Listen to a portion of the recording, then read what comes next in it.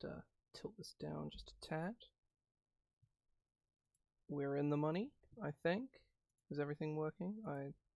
It looks like it is. Right, this is up far too high. This is also still a little too high. There we go, right. I just need to do a little bit of sort of promo-y nonsense whilst we're sort of getting started, if people want to sort of settle in or what have you.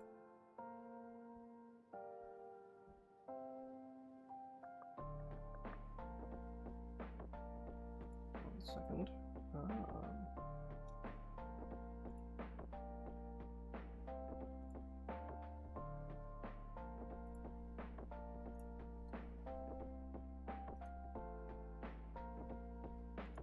Ban the bot.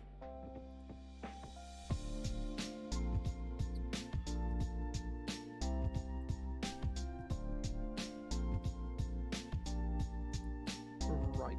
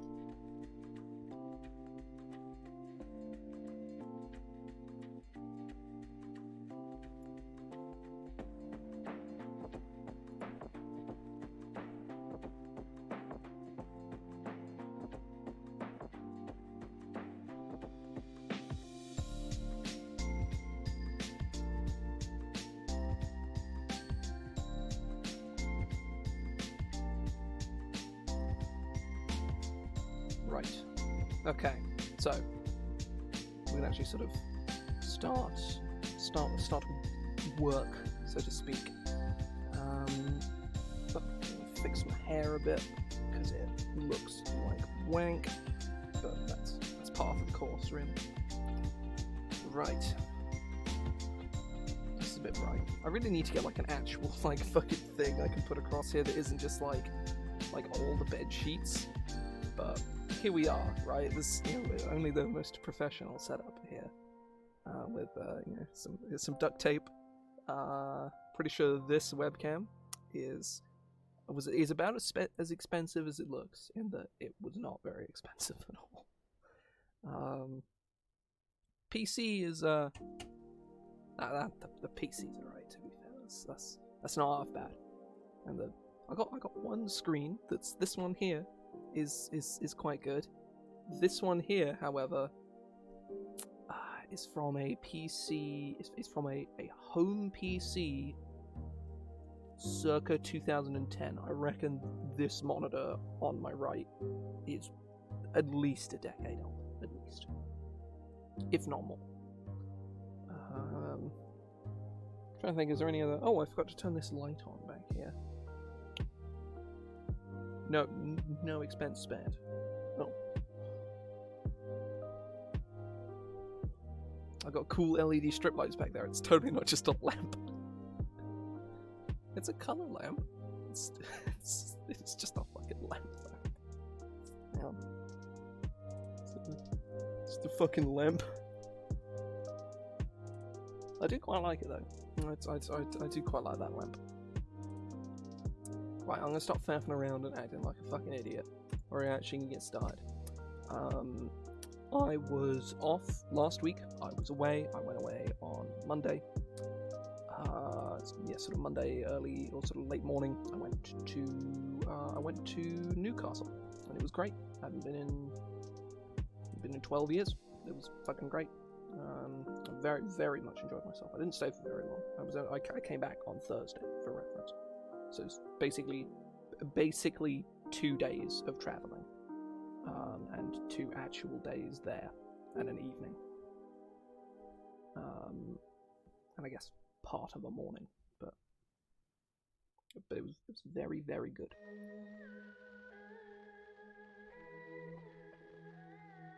But I believe the week before that, hell, maybe even the week before that, I'm not sure, I started revamping old magic items from the Repository of Arcane Oddities, which was, I think, the second product I released on the Guild, November 2019, so a couple of years ago now. And a lot of the content in it, looking back on it, I would say is quite good, but I would also say is not super, like, you know, isn't super amazing, you know?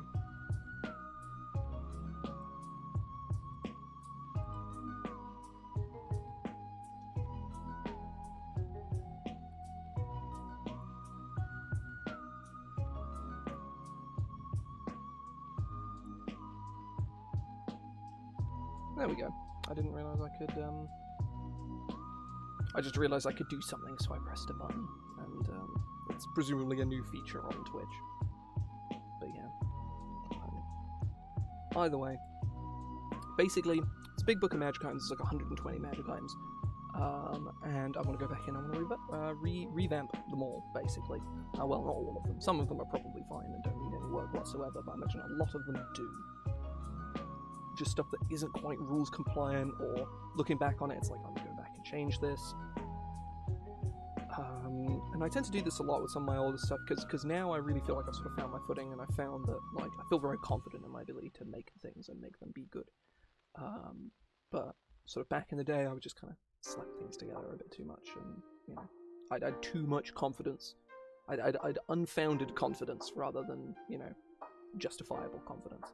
Nowadays, I feel pretty self-assured in my ability to say I'm good at what I do, but back then I would also say I was good at what I do when I probably wasn't as good as I thought I was. But you know, we're all there at some point, right? It's not really a big deal. So I'm going through changing stuff, fixing stuff. We did 8 magic items. The last time we did this, I want to say it was 2 weeks ago. It probably was. Normally I'd have a game this evening at 7 o'clock, but I don't. We've taken a break for Christmas, people are busy, it's fine. So yeah, that is what we're going to be doing today. I'm going to try and get a minimum of 8 more items done, preferably more, because there's 120 of them, so I don't want this to take like 13 streams to do, you know? And by proxy, 13 fucking weeks. I don't want that. However, so yeah, we went through, we did Abraxas's Disc of Power, Arclight, Amulet of Truth Binding, B flat, the Bag of Soul Crowns, which is a whole thing. I still think it's really cool, but man, it is complicated. The Bannerman Standard, the Binding Bands, and the Blight Weapon, which I actually went in and like replaced an old magic item with this item, and it was very strange. But either way, we're gonna sort of carry on here from where we left off. And I believe, let me just double check. Yeah, the next item is another sort of somewhat complex item, but it's not like, it's just a lot of words rather than just being blatantly complicated. It is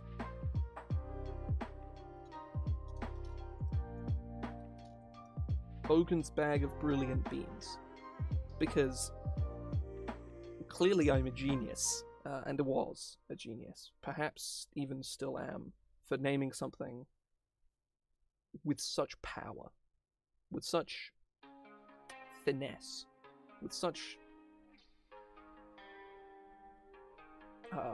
adjective. I don't know, I couldn't think of anything else to say. Wondrous item, rare.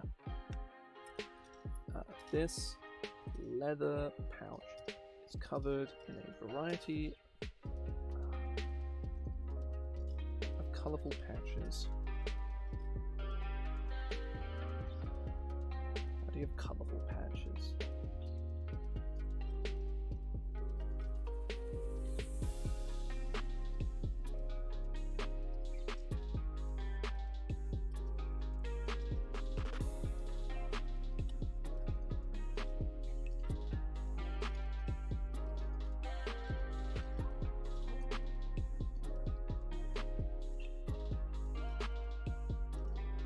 Multicolored beans.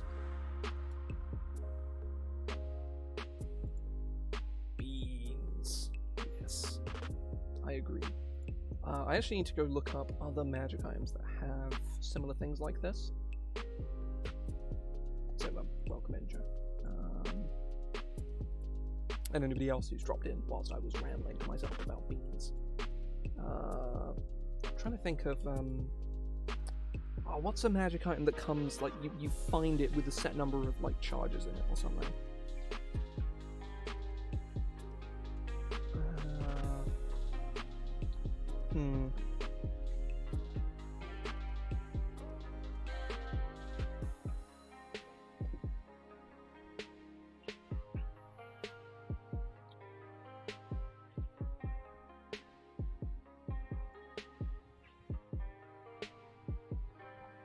Yeah. Lime scale. Yeah.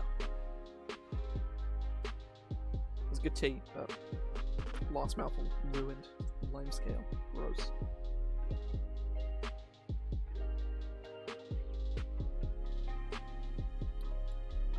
I'm trying to think of a magic item that explicitly has, like, comes with maybe the deck of many things.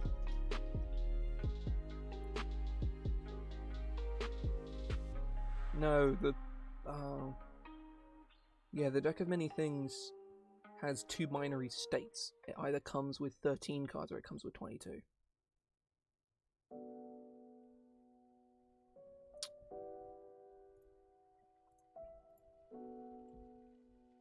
Charges.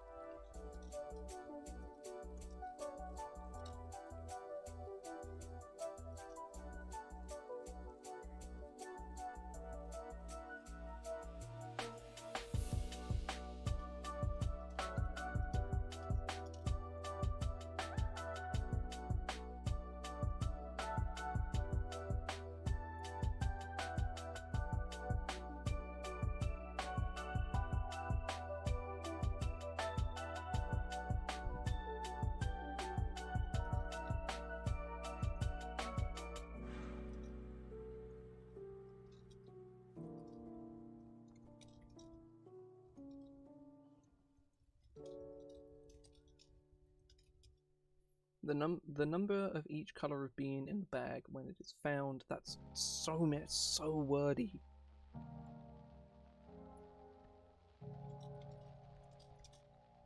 For each color of bean.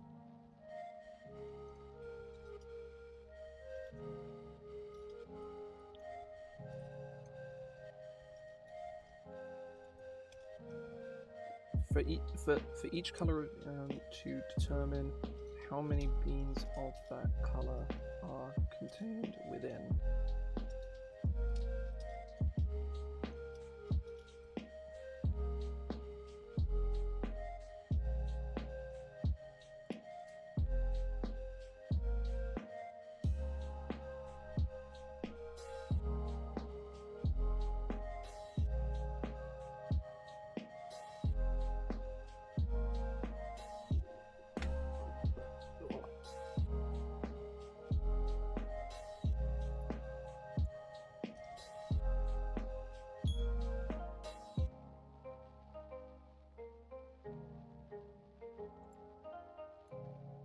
Hmm.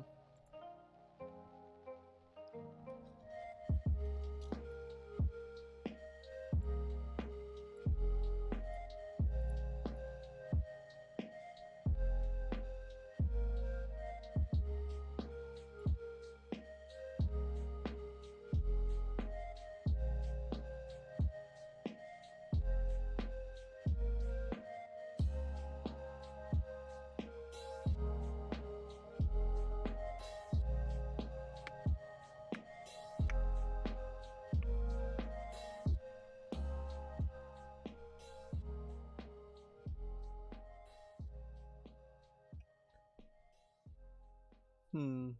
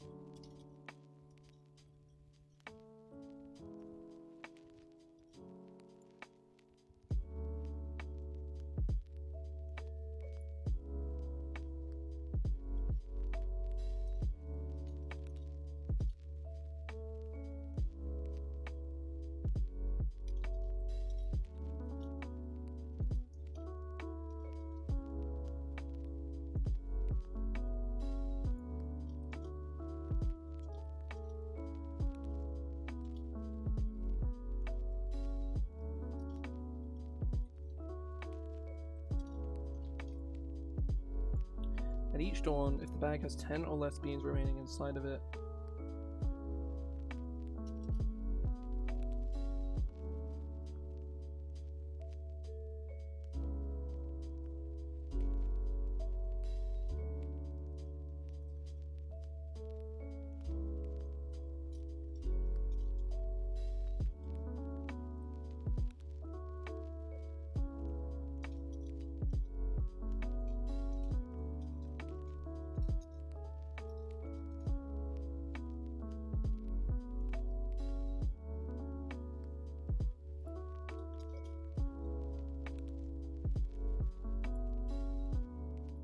a random color is created in the bag.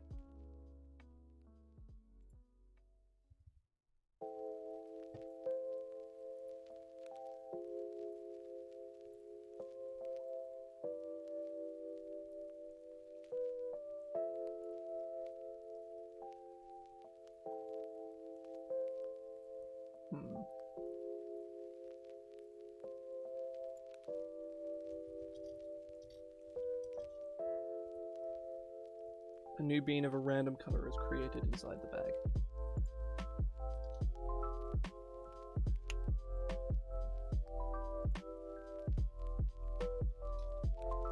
Right, so there are 8 different colors of bean, and they all do different things.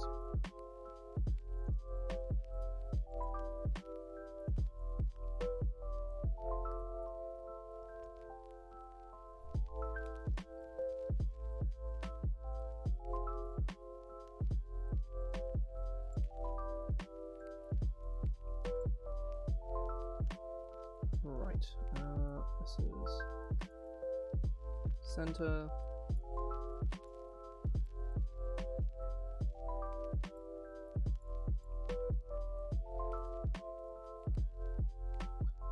Red, orange, not yellow, yellow, green, blue, black, white.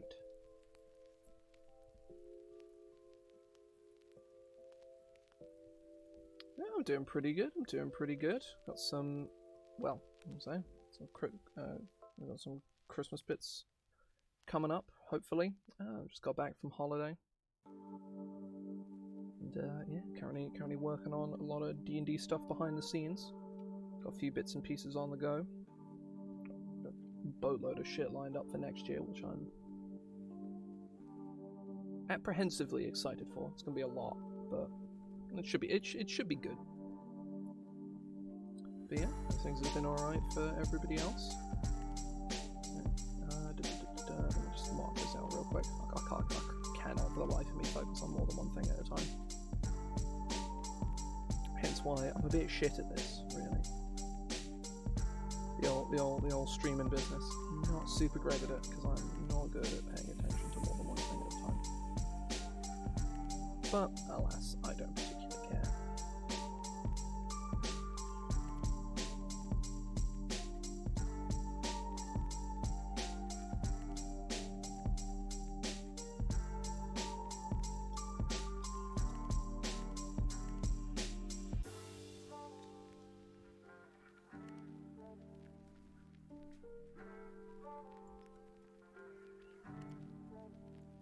Critter that ingests the bean.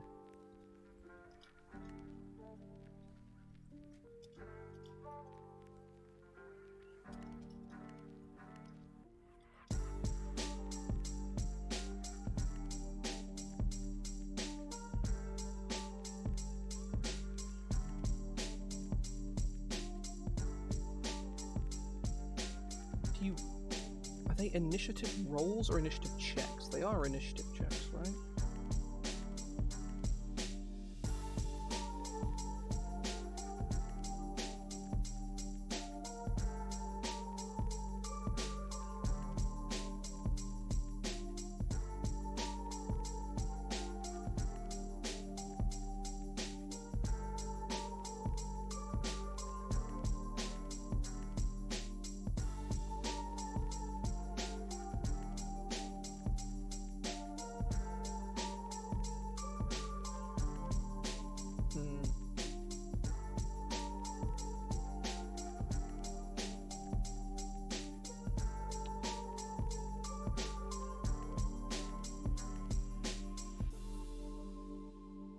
Need to go read like the quick reference. Where are the rules for combat? Find where.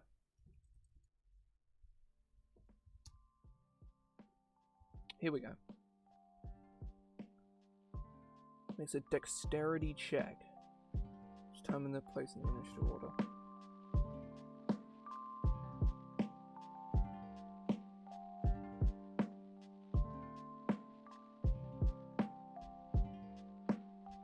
Initiative is very loosely defined. It's very strange because initiative is very explicitly just a dexterity check. Initiative isn't even a real thing, which is really strange. That's really odd. Let me go read like the Harangon or something. They have bonuses to initiative.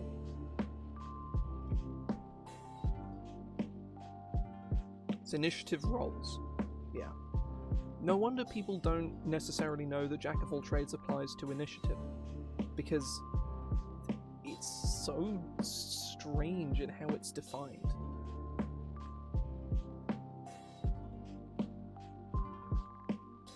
Yeah, I'll say a lot of my stuff is kind of predetermined at the moment. I've got a few products that are currently in the works. Obviously, looking at revamping the repository, and spoiler alert, the second one is supposed to come out next year. I had plans to release it this month, but it just wasn't going to happen. People just had too much stuff going on. But the hope is to release mid to late January. After that, I've probably got other projects that I'm helping to work on coming out in January as well.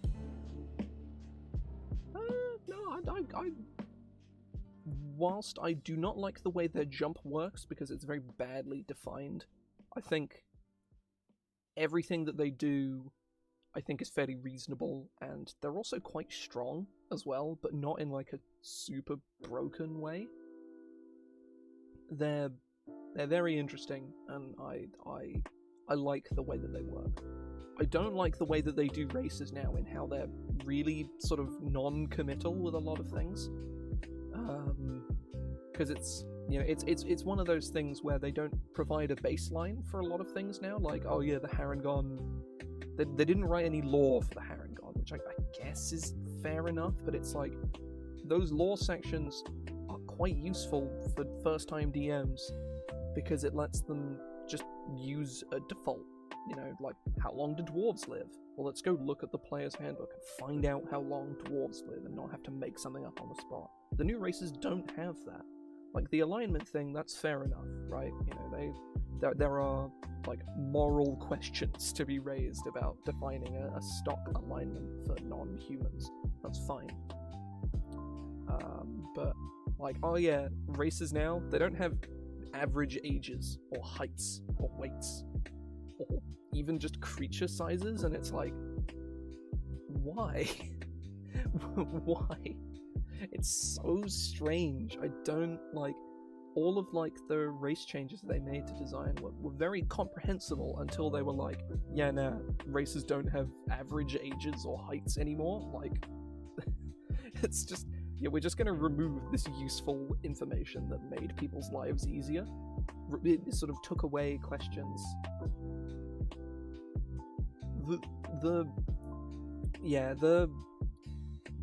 I think the only reason the lore is gone for the Harengon is because the Harengon are not setting specific. They were made for an adventure. The problem is not having the lore means that a DM has to make up something, or a player has to make up something, and that's more work than it should be expected of literally everyone. People complain endlessly about how complicated this game is. Yeah, usually people that don't play it.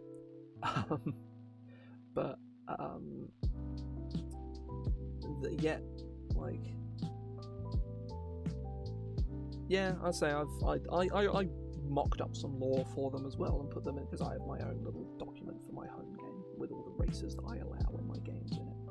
And I quite liked the Harengon lore that they got. They travel, like their whole thing is they travel to like sacred ancestral sites across the world and shit like that. I can't remember explicitly how I sort of, because I know the default art for a Harengon, he's got like a little flower in his little jacket that he's got, and I contextualize that as like a core part is when they go somewhere or they do something important, they take like a little memento and put it on there. They basically have like little Pokemon gym badges to show how experienced they are at life, which I thought was really was really fun. I really liked it. And what did I write? Oh, that's page isn't linked properly. I need to fix that. Oh, they also didn't provide any name suggestions. That's another thing they didn't do for the Harengon. They didn't bother with name. Yeah, they're realistically, you can just call them rabbit folk, right? You literally call them whatever you want as long as you don't use the word Harengon, and people are going to know exactly what you're talking about. You just can't mention any, obviously, legal property, which Harengon most likely is. Certainly not within the spirit of the SRD to call them Harengon, not by any stretch. So a fun fact is that there are lots of races and monsters that you can technically use because they're in the Pathfinder SRD. So as long as you don't reference their names, their stats in 5th edition, you can reference their names because you'll be like, well, I'm not referring to Dungeons and Dragons. I don't know. I can't remember what the example was. It was like a specific race or something. It's like, oh, I'm not referring to the ones from Dungeons and Dragons. I'm referring to the ones from Pathfinder. Even if that's very obviously not what you're doing from a legal standpoint, it's probably a grey area that's, you should talk to a lawyer about beforehand. This is not legal advice, but it is kind of funny that you can technically do that. You probably can technically do that. You can allegedly. There we go. That's the. There we go.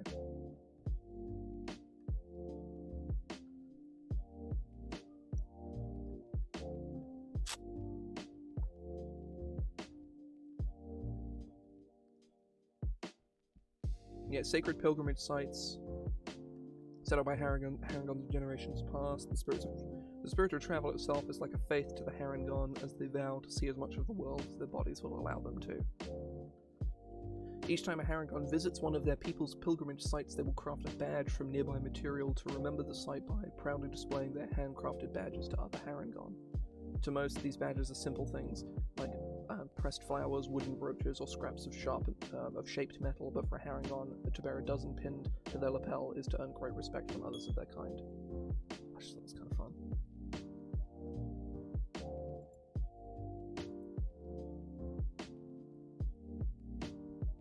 Good old Curse of Strahd. The contested now best 5th edition adventure. Because man, Wild Beyond the Witchlight is good. Like it's good. Like really fucking good. Curse of Strahd is like Curse of Strahd is incredible. So good. So I learnt Ravenloft lore and bought Van Richten's Guide to Ravenloft and wrote a Ravenloft book that's like 100 pages long because I loved Curse of Strahd so much. I would pick up Van Richten's pocketbook, but or Van Richten's Guide even, but it's buried under here. I'm writing another one of those next year. That's something I'm doing early next year. De Avenir's pocketbook to Ravenloft, which I'm honestly very excited for because I have so many cool ideas that I want to do. I swear to God, Virgin fucking Media will not stop calling me. I want them to go away. It's just their fucking marketing line as well. I hate it.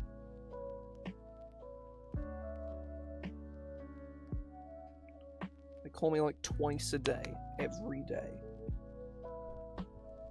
I should clear my throat. No, either way, I need to. I got sidetracked. I gotta. Will not stop pinging me with random shit.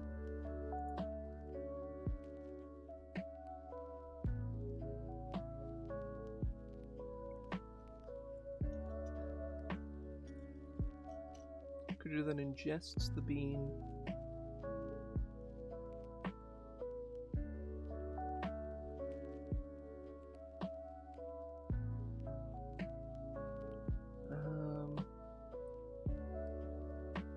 Gains advantage on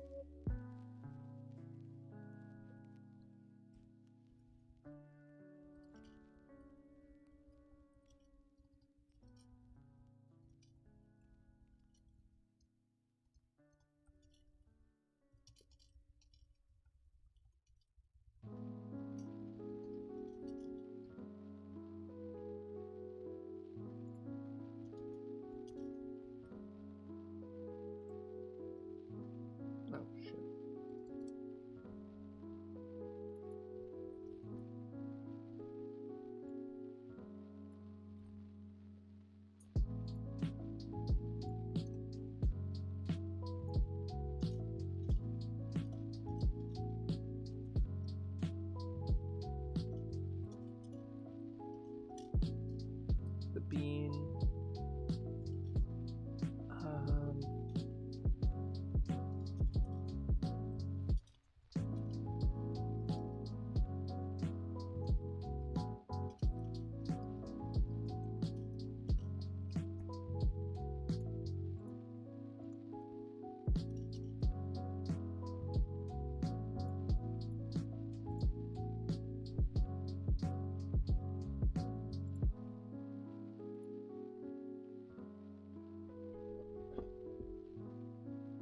I say Witchlight is very good, and the Amber Temple is very, very good fun. There's a lot of when I wrote Van Richten's pocketbook to Ravenloft, which is an expansion to Van Richten's Guide, there is a Dark Lord in that book.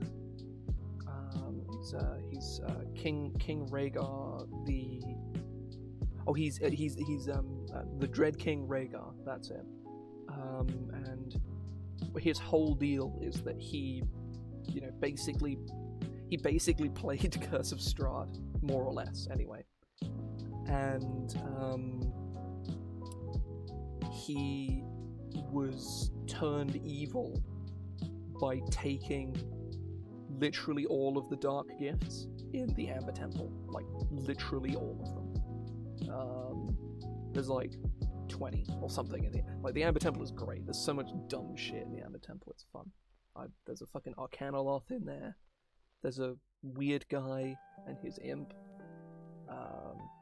There's getting nuked by flame skulls, which is the funniest thing in the world. I absolutely love the Amber Temple. It's so stupid.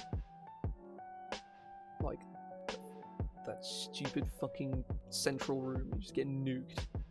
It's so good. I love it. The Amber Temple is, if you play it right, is fucking deadlier than Strahd's Castle. Like, it's crazy. Just, Curse of Strahd, man. It's so good. There's a mega dungeon that you go into like 5 times over the course of the adventure, or any number of times. You could go in there once, but realistically, you're gonna go into that bitch like 4, 5 times. It's so good. Yeah, makes sense. I don't remember where I put something in the Amber Temple. I put something in Argynvostholt, I think, and I think I put the other one in Yester Hill. Maybe I don't remember. Yeah. I don't remember what I did with the Tome of Strahd, not for the life of me.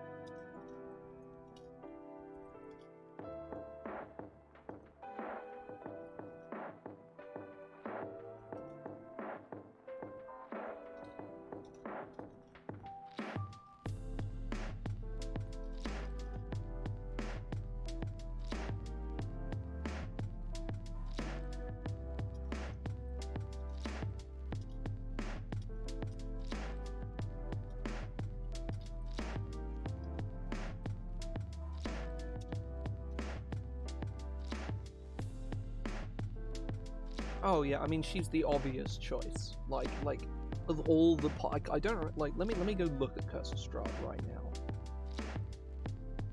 Oh yeah, the tomb as well. Like, yeah, that's totally the place. I think it's the best place to put him as well, because Strahd can just, you know, like you face him there and he mists and goes to the other side of the room, and you know you don't have to traipse your way through everything.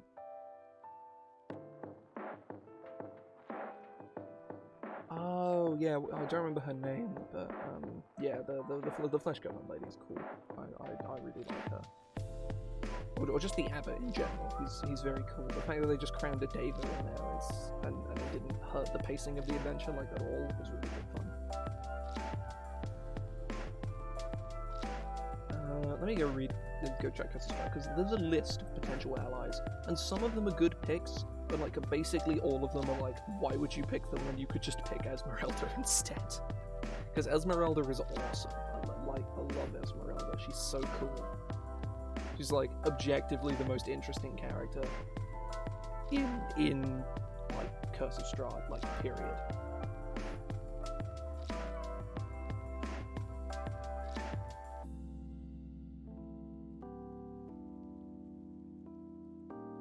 Vault. I don't know what you mean.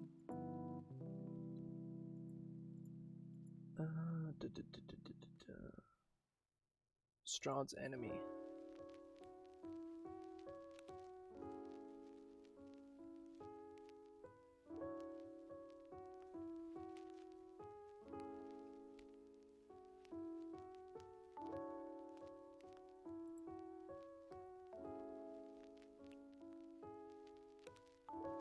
No, I thought she was fine. The implication is that she's a flesh golem and is therefore like barely sentient, to my knowledge. Like flesh golems are, yeah, they have like an intelligence of like 6, and a charisma of 5. Yeah, they ain't exactly the smartest. They ain't the sharpest tool in the shed. They're just big dumb idiots. And obviously she can be different, and I think it's cool. But I prefer the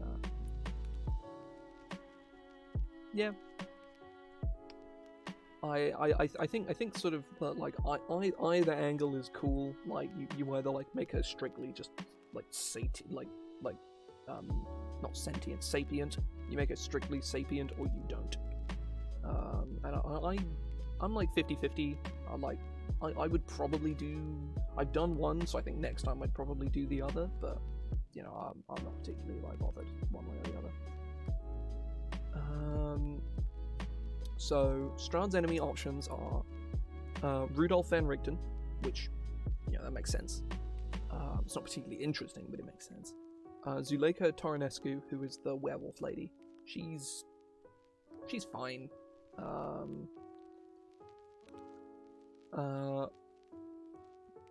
Mordenkainen. I didn't use Mordenkainen in my game. I replaced a lot of the random whatever NPCs with characters from people's backstories. Mordenkainen being one of them, because I was just like, I wasn't really bothered about Mordenkainen, the character, being present there.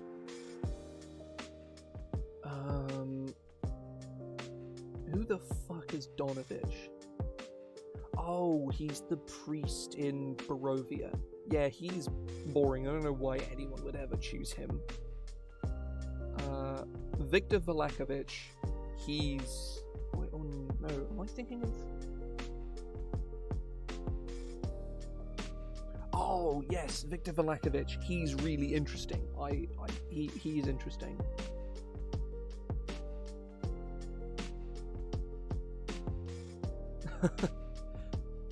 Stella Vocha. I don't see why you would ever pick her, but she's a very interesting character. She's really cool. Kazimir Velikov is like a legit option as well. Yes, I really like Irina and Ismark. Actually, they're both very valuable. Sir Godfrey, Gwilym, they're pretty interesting. Sir Klutz is... Why would you ever pick Sir Klutz? Ismark is cool. Who is Nikolai?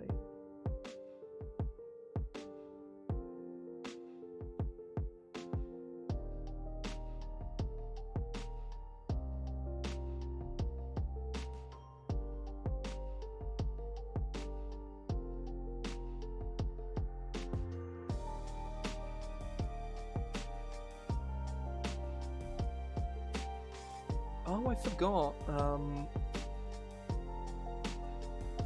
Oh, yeah. Nikolai Vocha, again, he's like a CR8 idiot. I don't know why you would ever choose him. Aragal is an interesting one. I'm not sure how to... Oh, it's because Aragal's a dick. I forgot about that.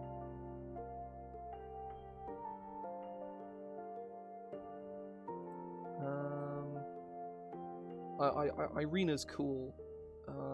Piddlewick, it's like...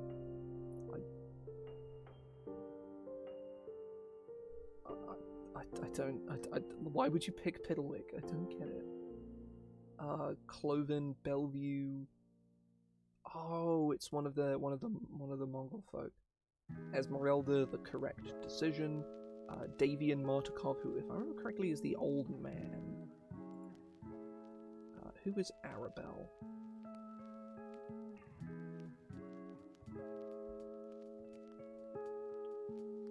As literally a child. Literally is a child. What fucking purpose is that? And then there's obviously Basilica, which I think is an interesting choice. But yeah, some of these are like really half-baked, and some of them are really fucking interesting.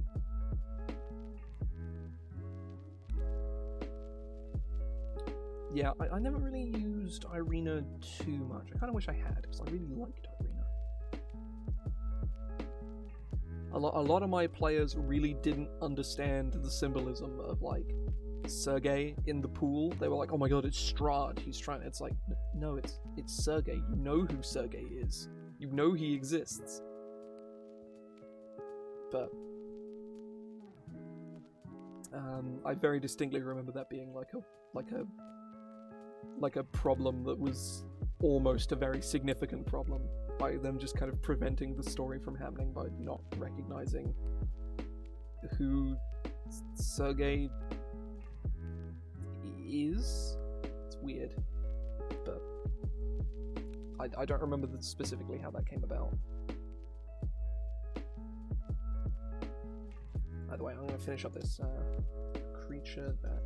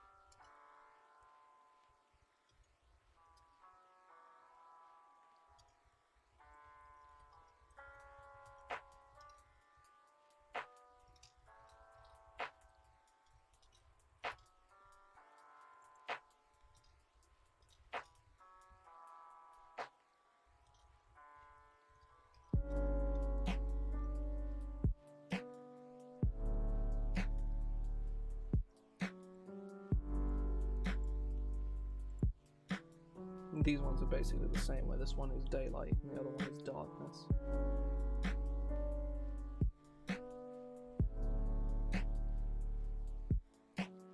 Except they last for an hour.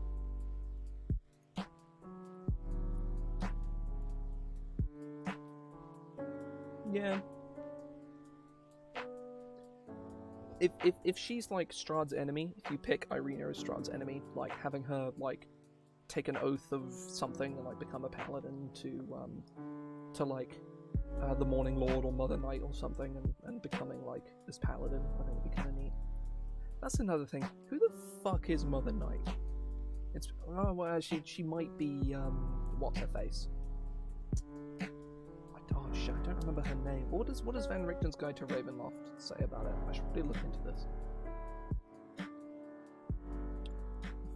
Where's Van Richten's? There. Domains of Ravenloft, Barovia.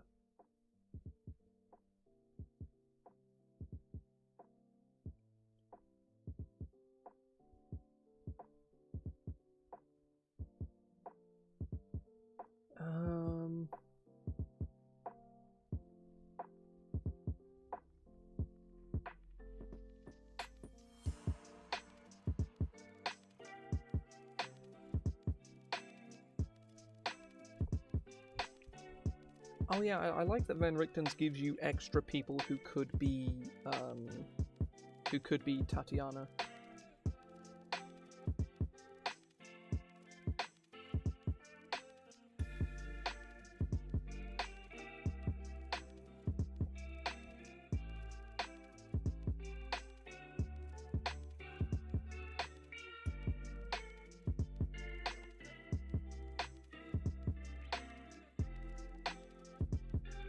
Oh, you can choose. Oh, in Van Richten's, Esmeralda can be the incarnation of Tatiana, which is very interesting. Oh, and so can Vasilika. Ooh, that's cool. Okay.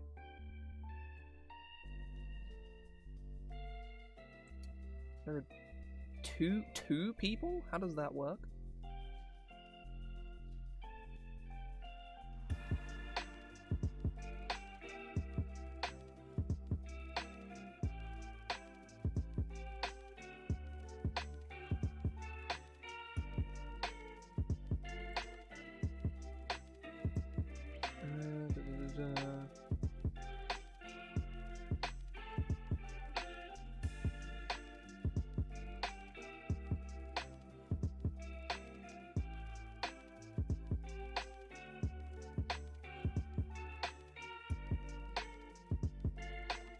Yeah, they don't really talk about the Morning Lord in here, like, at all, but I don't know. But either way, I say I need to sort of carry on here. That is Bogan's bag of brilliant beans, sort of sorted.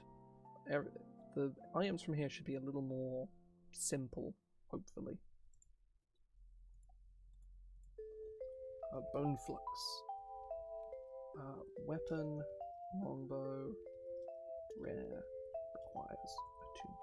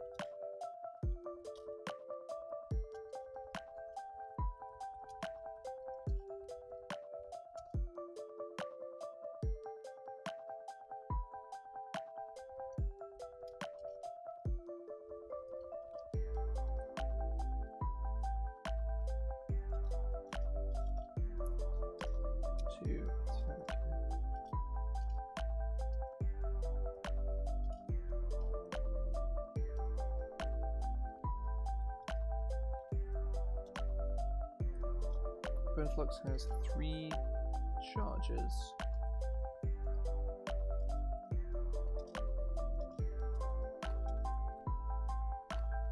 Oh, it should be expended charges daily at dawn.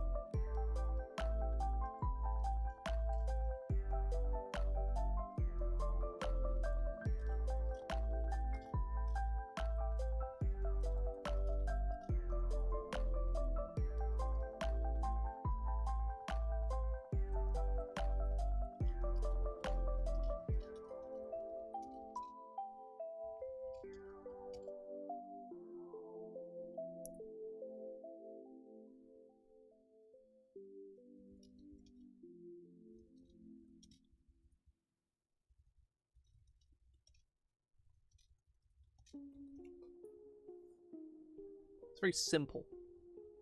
It's very simple. I mean, yeah, Oath of Vengeance, 100%. I mean, even just like her father getting fucking eviscerated is probably more than enough justification, you know? Oh. Boots of Momentum.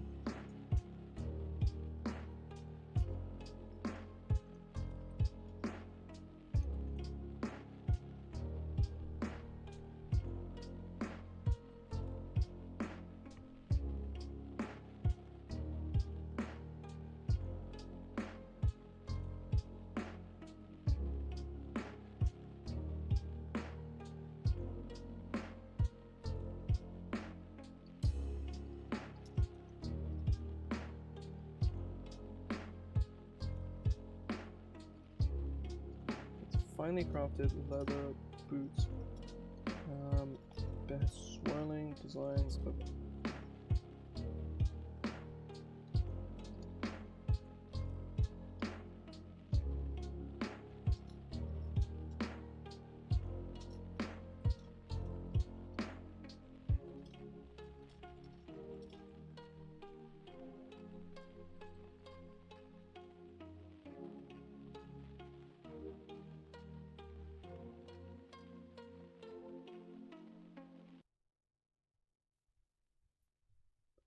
while you wear these boots.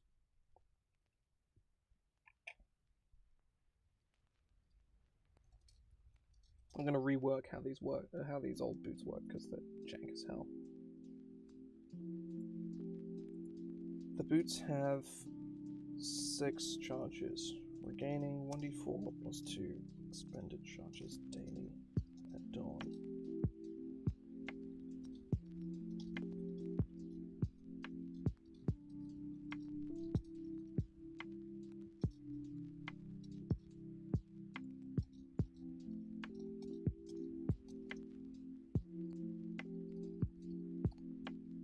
Increase your speed by 10 feet.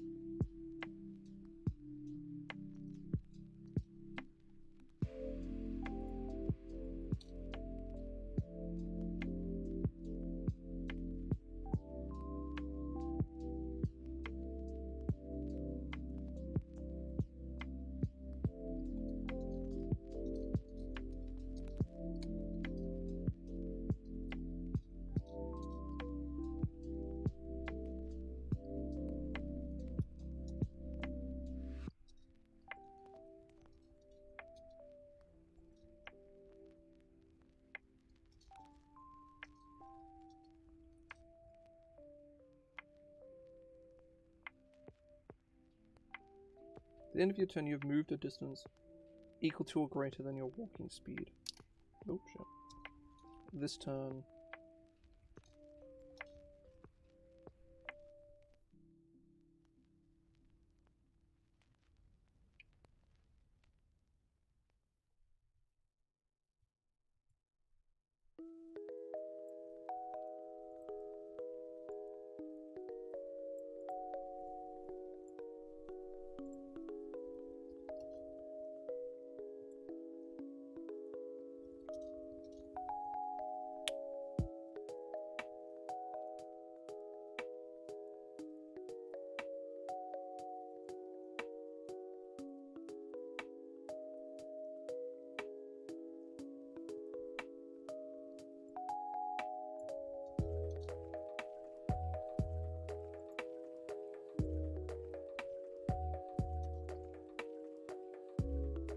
Then, at the end of your turn, if you have not moved a distance equal to or greater than your walking speed this turn, you fall prone.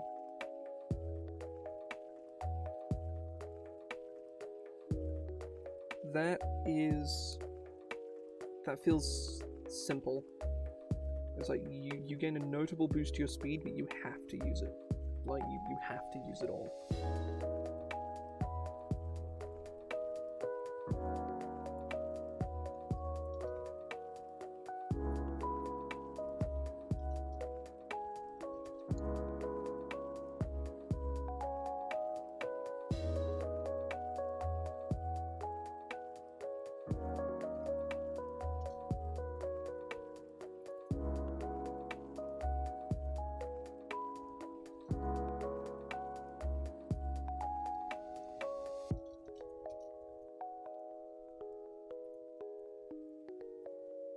So yeah, okay, that's much simpler.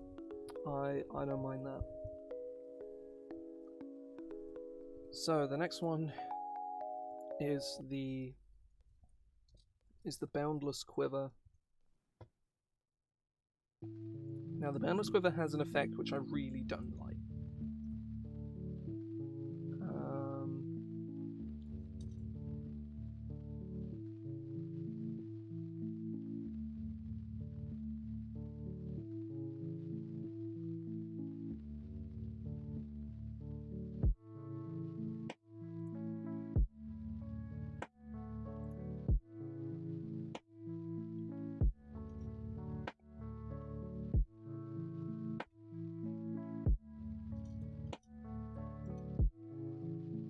I've used the word finally too much.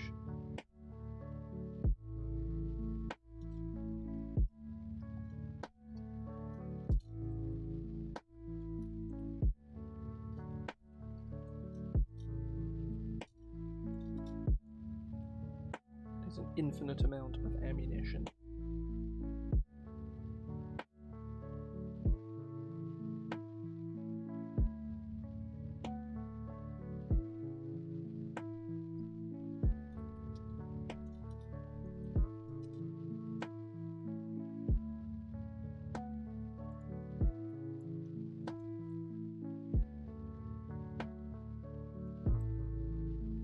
What was I gonna do?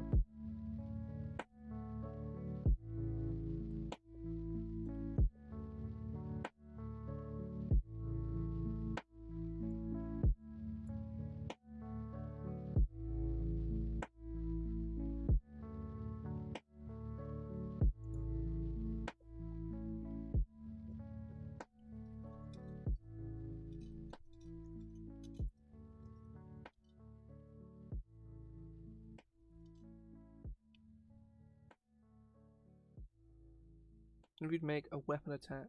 If you would make a weapon attack.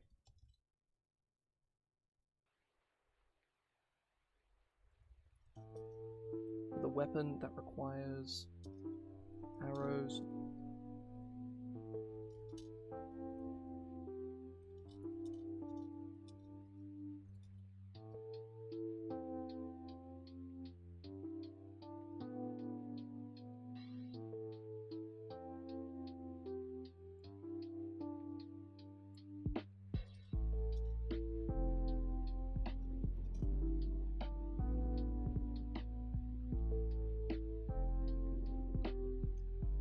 quiver appears empty.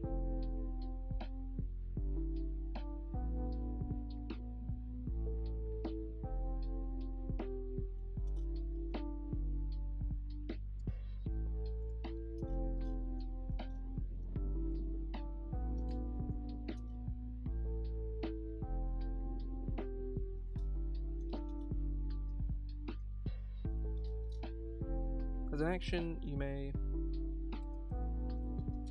speak the quiver's command word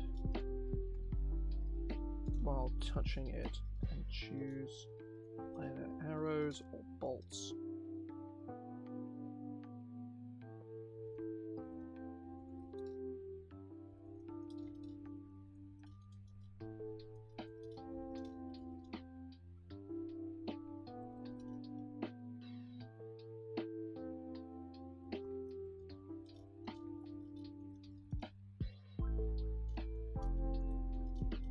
Whenever you remove a piece of ammunition from the quiver,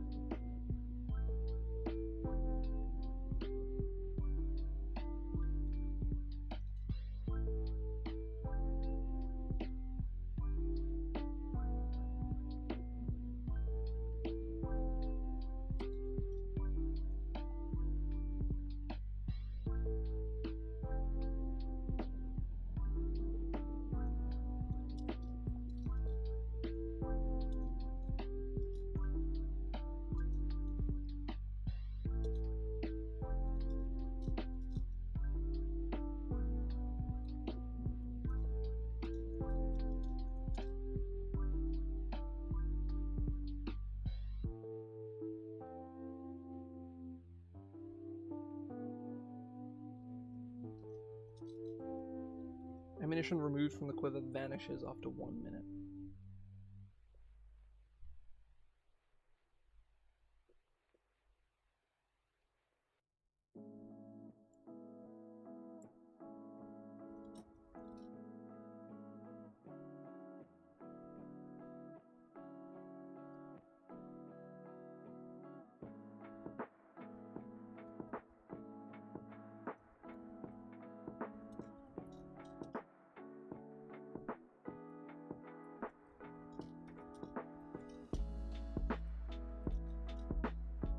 Is non-magical.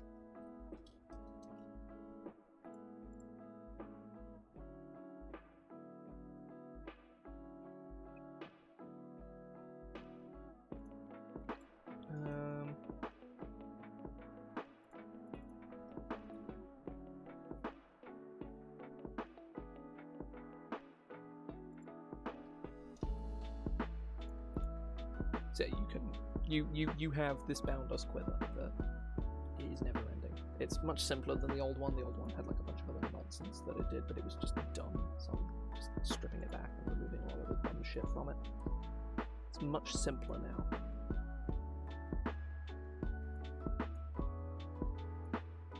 Okay, right. The next one is the Bulwark of the Bastion, which is a whole thing. It's not crazy complicated, but it is not complicated, you know.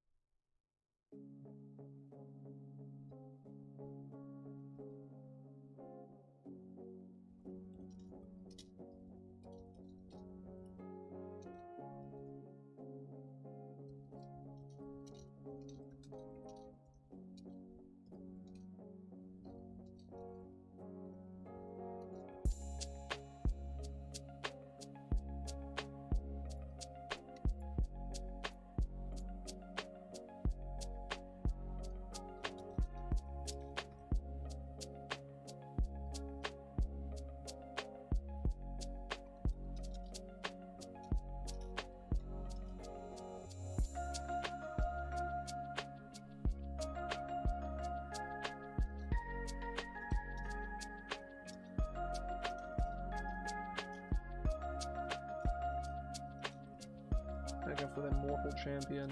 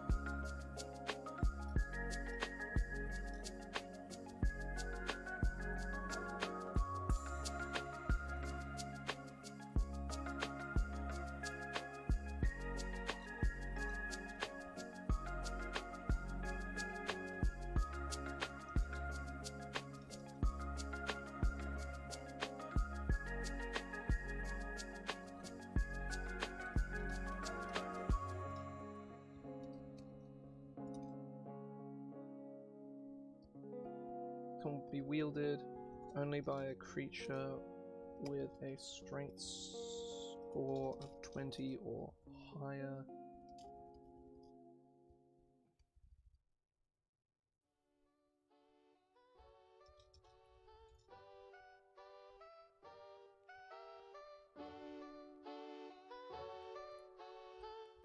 Shield weighs 50 pounds.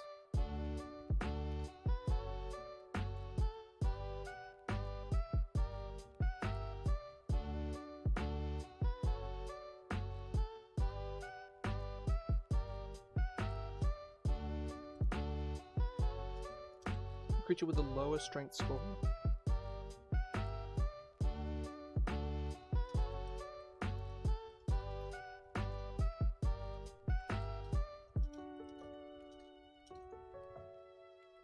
A creature with the lowest strength score suffers disadvantage on weapon attacks made while wielding a shield and cannot cast spells. That seems sensible. I can only be wielded by a creature's strength score higher.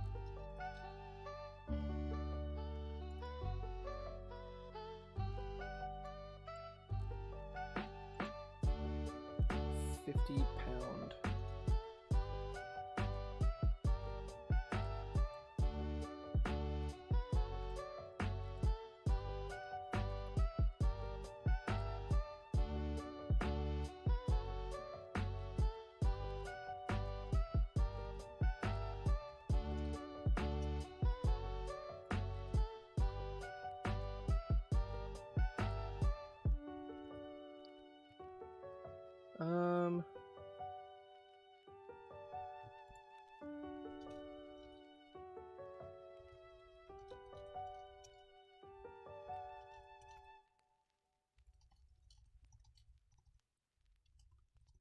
Let me go look at it.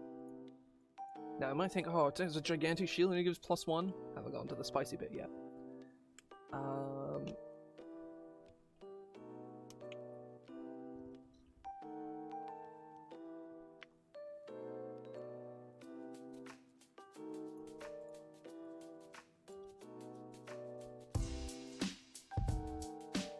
We have not gotten to the spicy bit yet.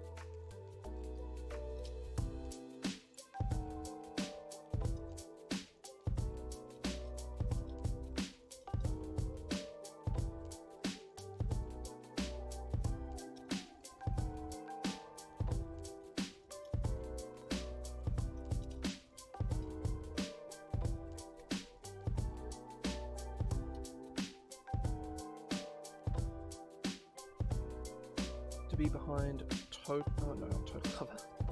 Half cover.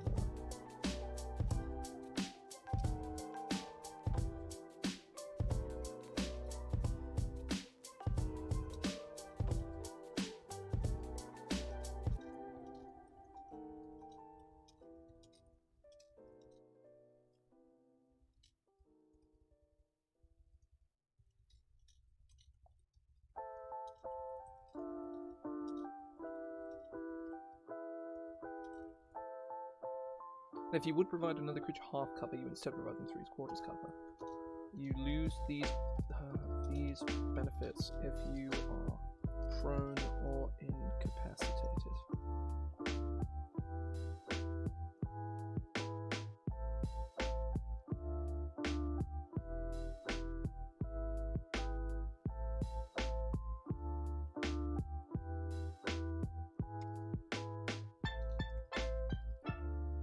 Furthermore,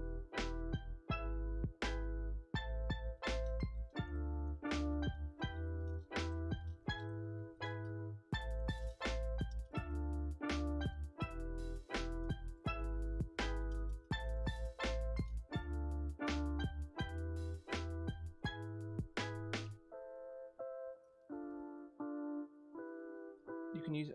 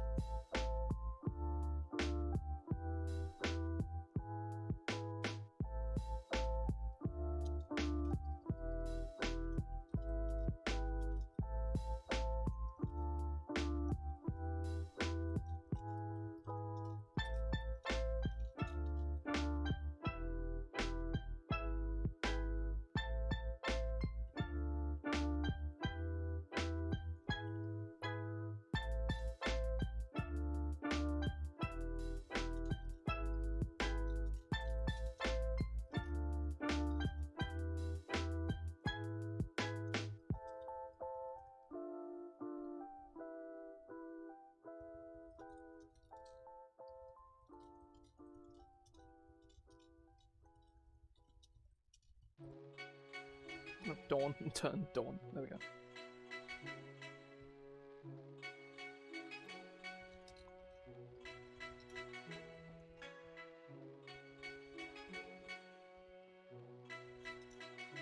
How long does Wall of Force actually last? Is it a minute or is it an hour?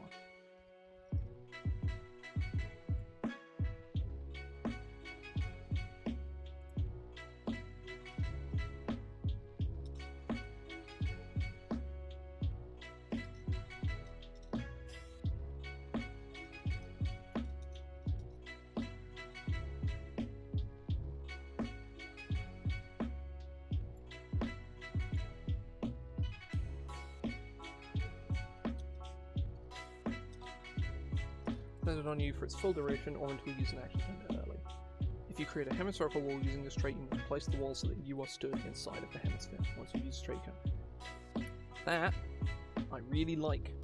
It gives you it's basically a +3 shield that also gives your buddies stuff. And you can use it to Wall of Force as well once per day. And Wall of Force is an aggressively good spell. It does limit your ability to just kind of box someone in, which is the cringe way of using Wall of Force. It's a little secret for you there. It's cringe.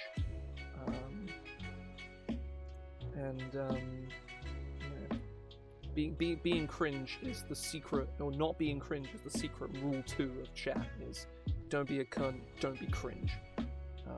They're pretty much interchangeable, really, ultimately speaking. But don't be cringe. It's important stuff. I'm just going to clear my throat.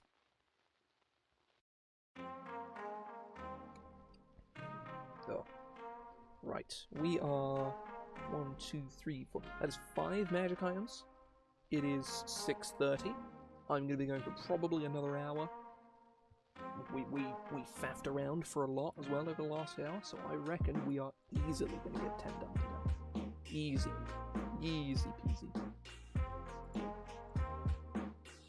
I want to try and get to 20, I think, is what I want to try and do.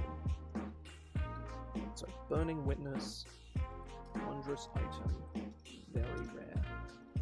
There's a taunt.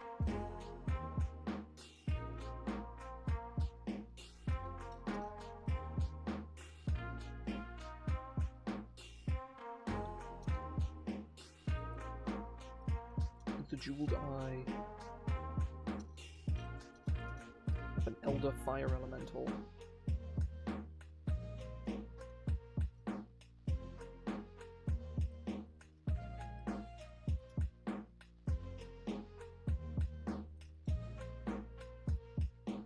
This Ever-Burning Eyeball.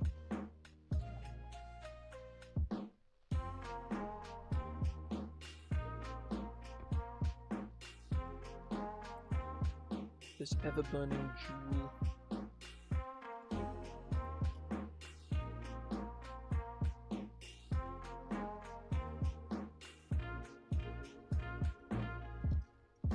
Some 8 inches across.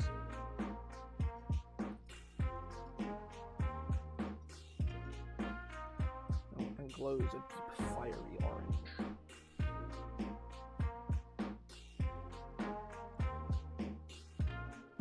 Where's the stone? There's the, because it kind of does like an iron stone thing.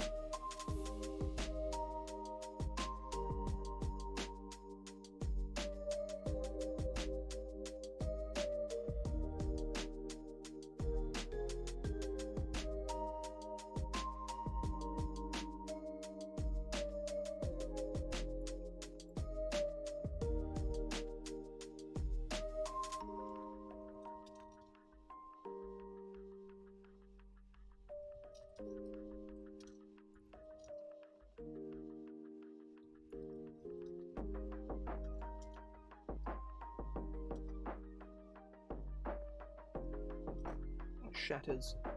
It shatters, revealing a burning fire spirit that hovers about you.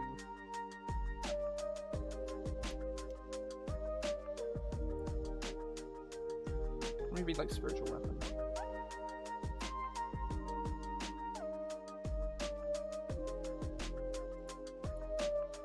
Hovers about you.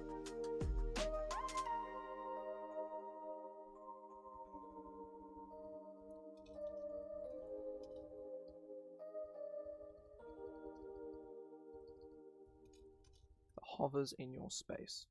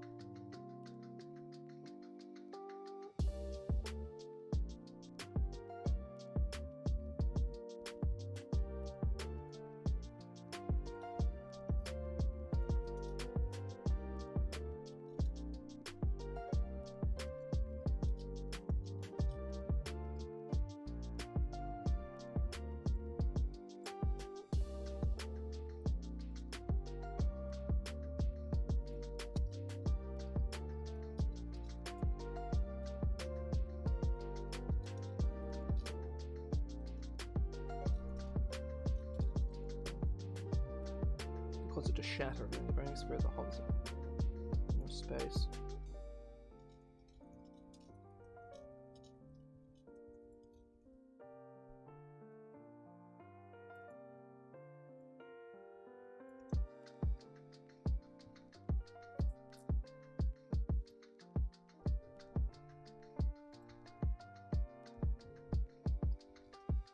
While the spirit is free,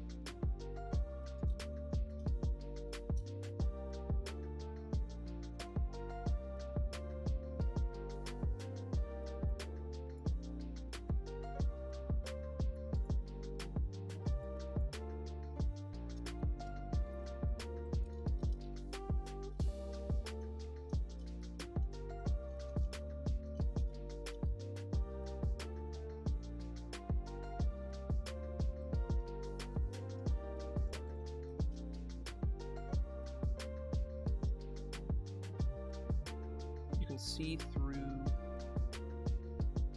the spirit as if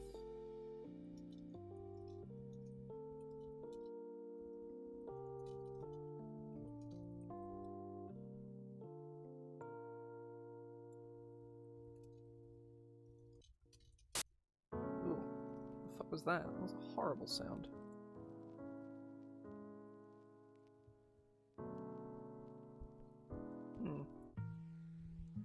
That was very unpleasant. Not sure if anybody else heard that. Hopefully nobody did. You gain true sight out to a range of 30 feet.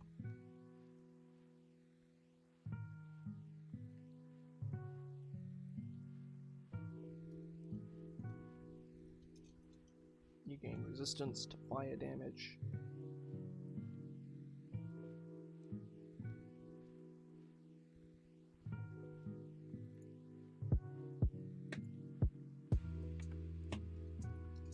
You also gain the following benefits.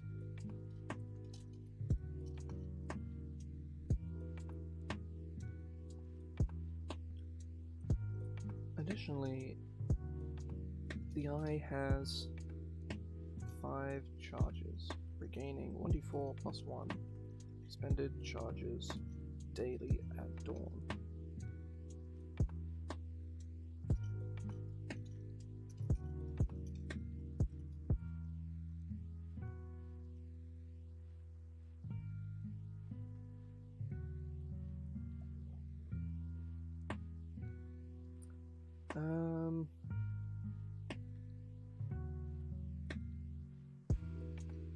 Flame Ray.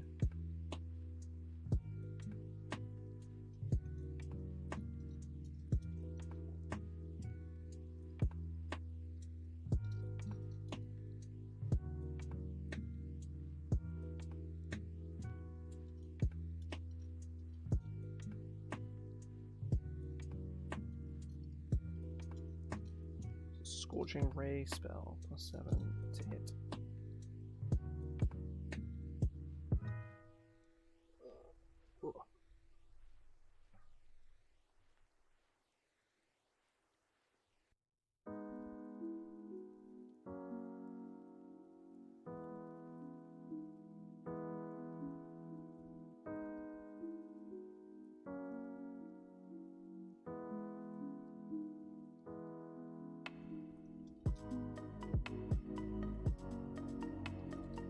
Witness of the Pyre.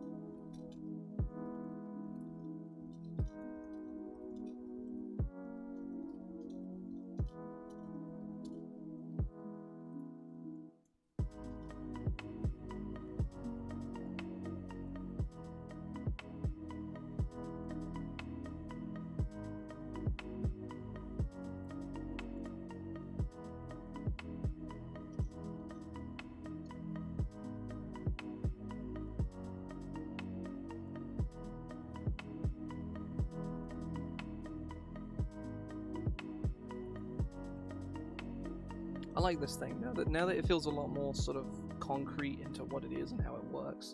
I like it a lot more.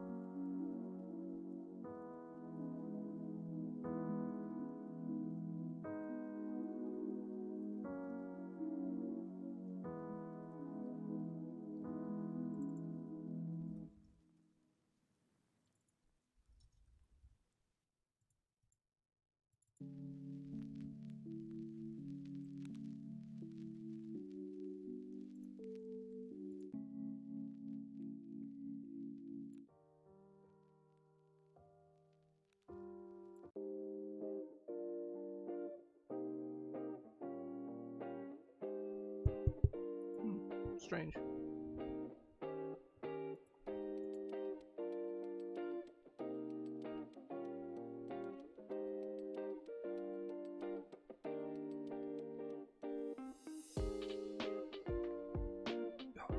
Come on. There we are.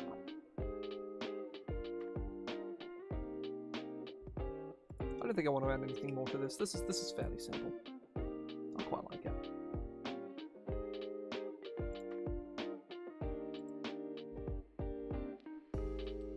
Right. Next up.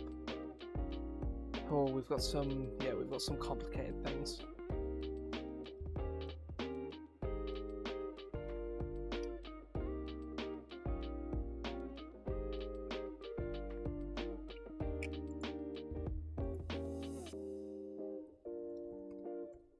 We got B flat, now we got C sharp.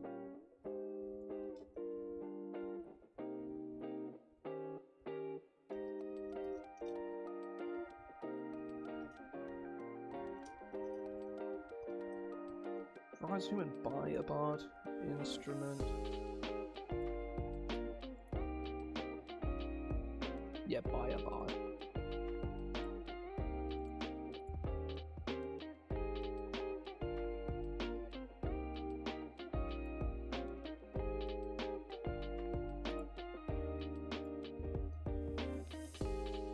This illustrious. Clearly, I don't know how. Oh, I'm an idiot. This illustrious blue sword.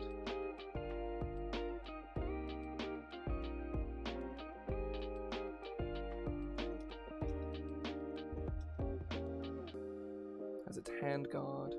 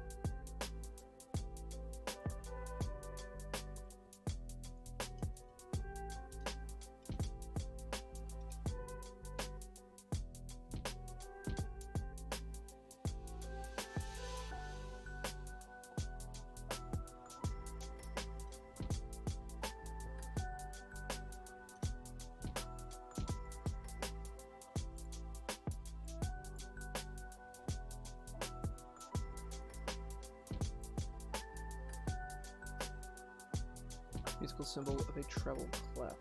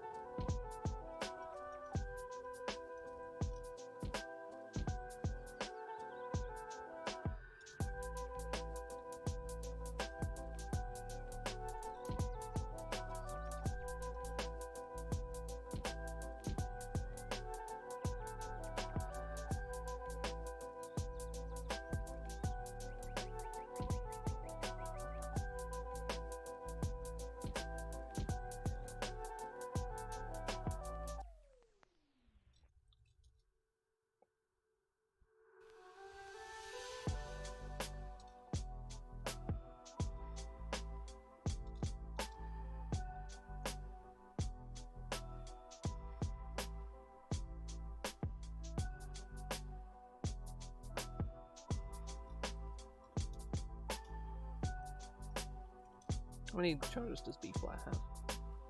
4. Yeah.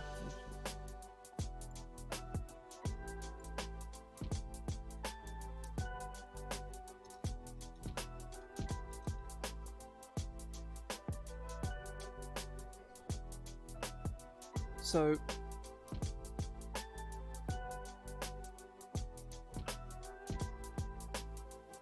I really don't like the way C sharp works.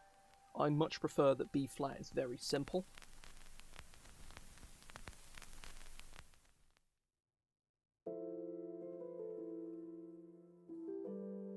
Yeah, I much prefer the simplicity of B flat. I think I'm gonna redesign C sharp entirely and make it do something else.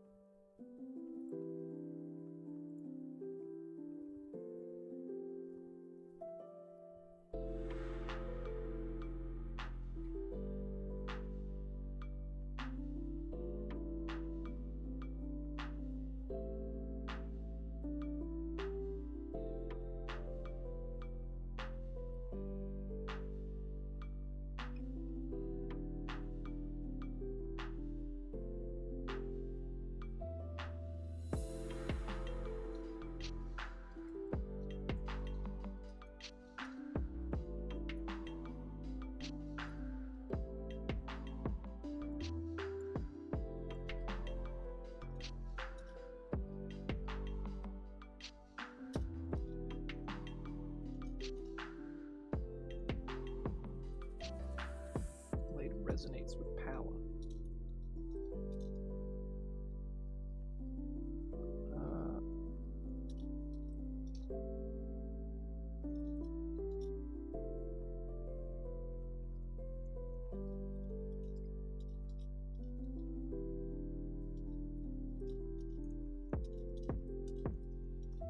The next time you use your bardic inspiration feature,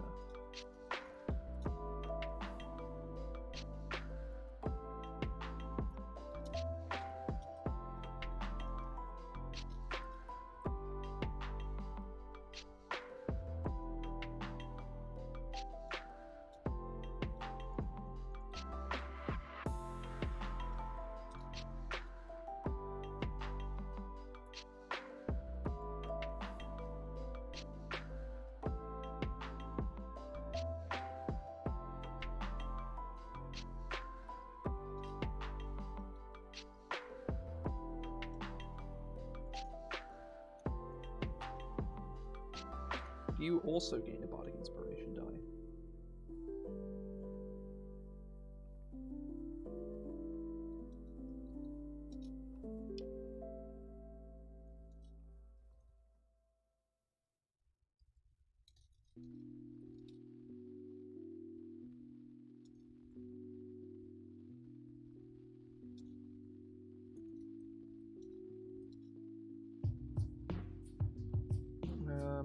Any resonating creatures take psychic damage equal to a roll of your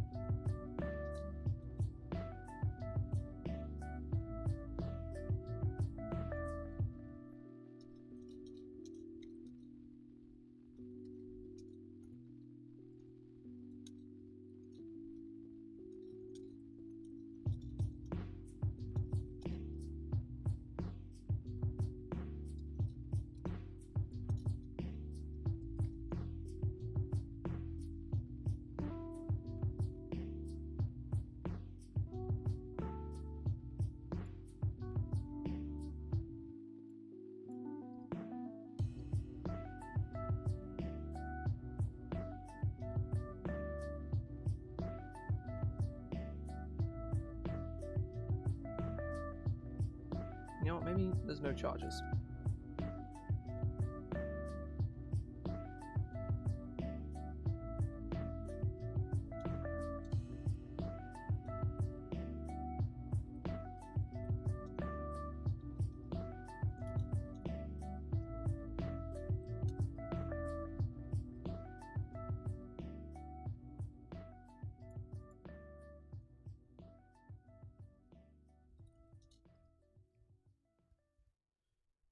Whenever you use your bardic inspiration feature,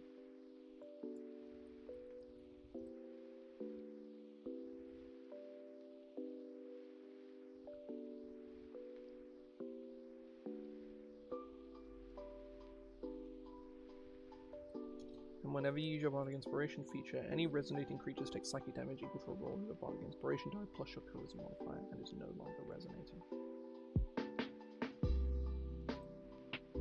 Is then no longer resonating. Does that work? I think so. Now, how does it mark up next to B flat? Like, is it good? Is it better? Is it worse? I don't know. Because here it's like B flat generally does less damage, but also has utility in that it also gives a reasonable amount of damage. C sharp is actually like not. It's actually bad on Swordsbard. Whenever you expend a use of your Bardic Inspiration feature. Let me just go read Swordsbard real quick.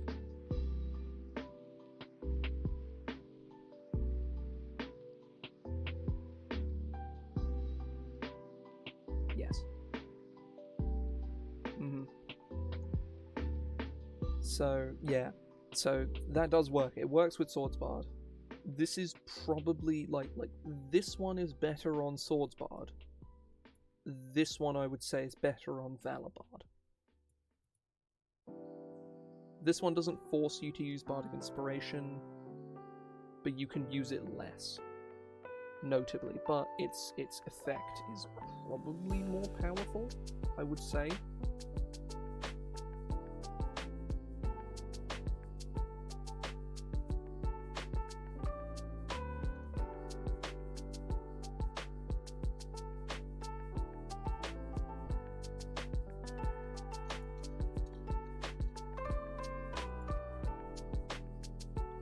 Yeah, I think they're sort of on loose leaf. I think C sharp is probably better though, but I much prefer this version of it though. It feels much more dynamic. It feels like something I would actually want to use. But either way, I am probably going to take a break here because I'm very hungry. I want to go eat food. I will probably be about sort of 10 or 15 minutes. When I get back, I'm going to carry on. Next up is Kandra's Sword of the Dancer, the Cape of Smoke, the Cape of the Rock, and Sereth's Thorn, which is definitely either going to be nixed altogether or is going to be, well, I think I'm just going to replace what it is, I think. But either way, I will be back in just a minute. Yeah, I'll be back in just a sec. See you in a minute.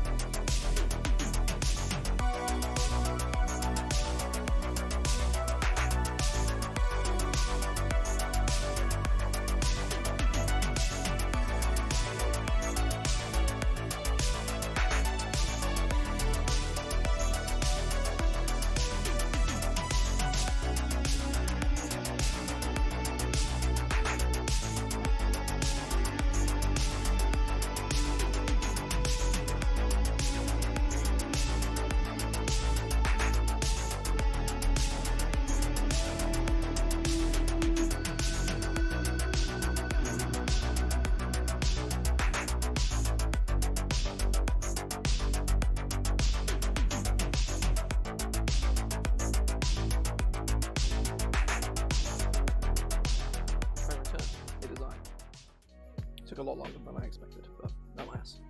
Here we are. We're going to carry on here. I'm not sure how long I'm going to go for. It's probably going to be sort of another sort of 20 minutes or so, whilst I finish up about 3 or more magic items. Where am I at? 1, 2, 3, 4, 5. Oh, 1, 2, 3, 4, 5, 6, 7, 8, 9, 12. I'm at 15. Okay. So I probably want to do about 5 more, give or take. Let's untie this a bit. I may look at doing some more of this during the week. I'm not really sure. I was going to be doing something tomorrow, but I am now not doing something tomorrow. So I may well look at streaming again tomorrow. I may do it in the evening. I may do it in the afternoon. I'm not really sure. But either way, I am going to be working on this for a good another 20 minutes or so.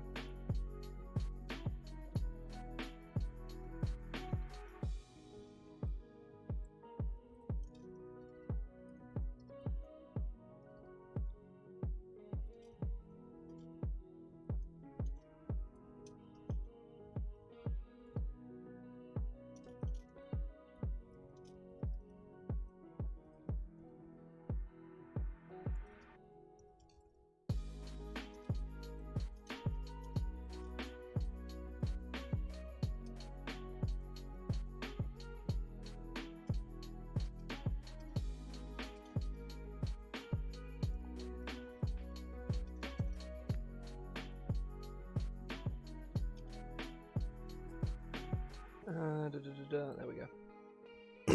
Oh.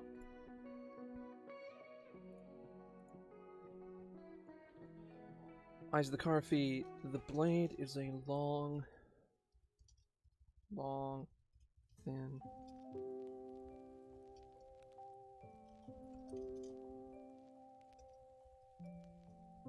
Oh.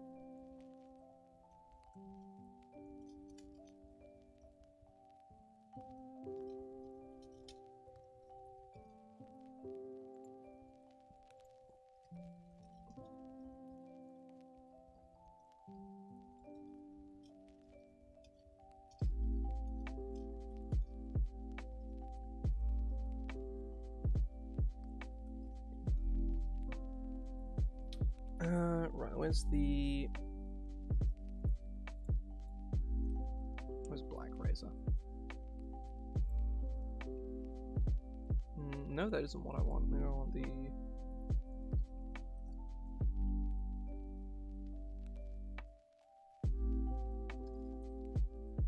Axe of Dwarvish Lords, there we go.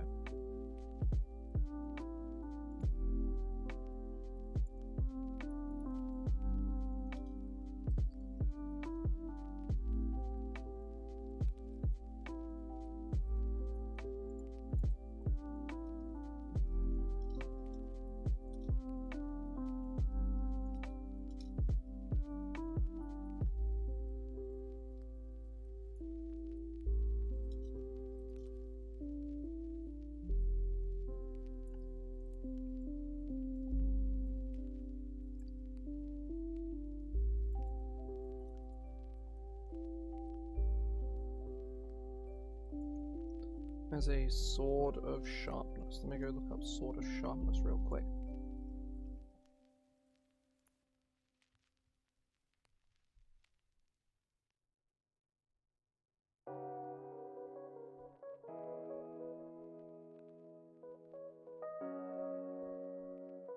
Oh, God, I need to clear my throat. Fuck me.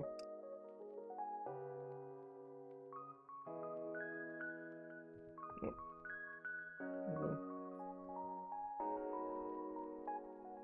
Like a wet patch on my arm or something, but clearly it's nothing there. I don't know. I don't know.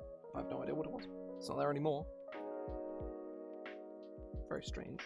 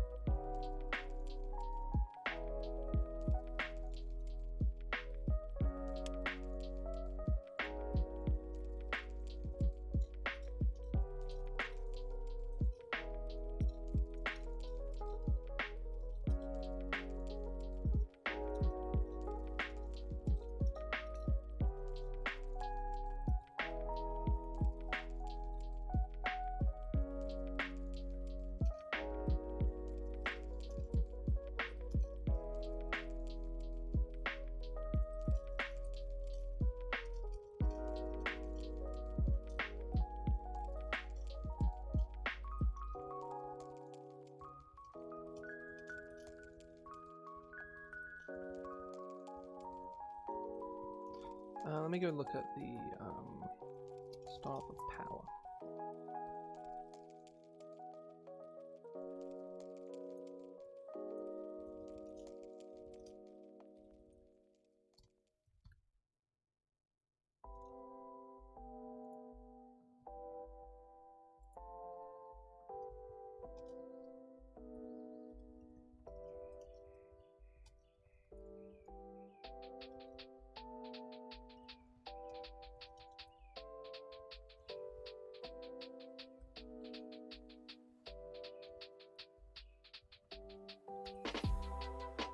Product of mine was the Archive of Esoteric Secrets.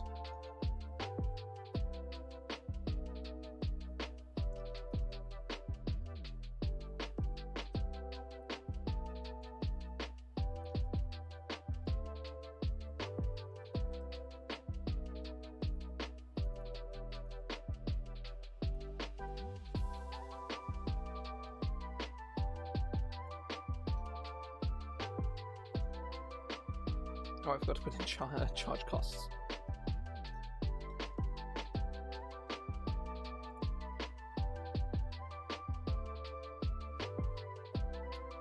Oh, I did it for the first one, it's okay. Zephyr Strike takes 1 charge. Steel Wind Strike is also 5 charges.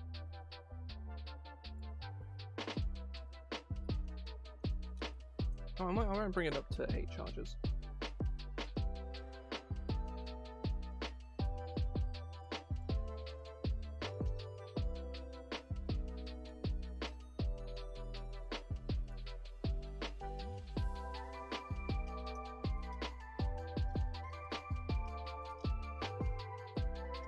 Let me go read Magic Iron with charges.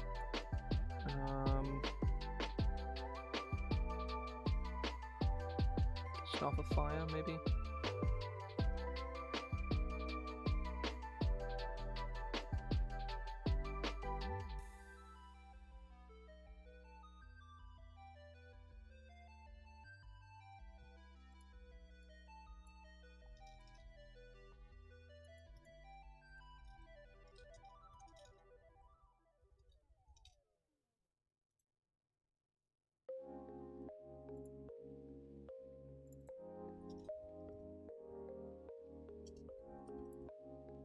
Oh, shit. Make a weapon tank using it.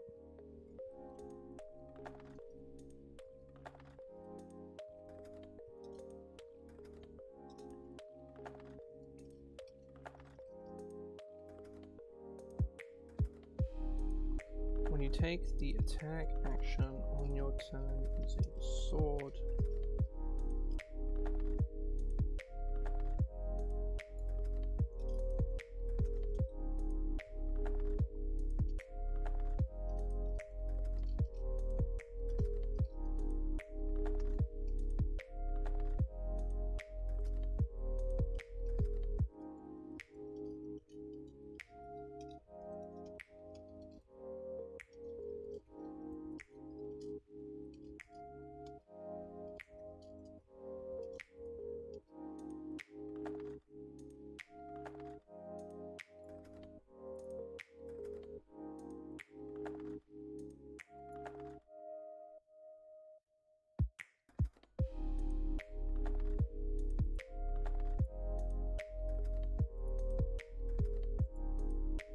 nope, I had an extra space in here by accident.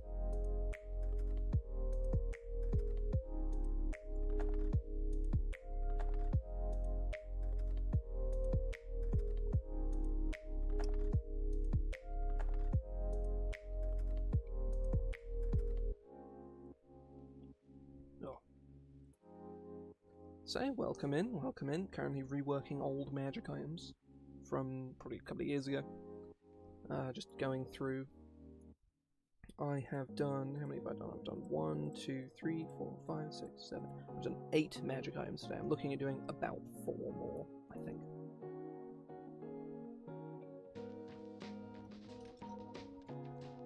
The Cape of Smoke, very rare.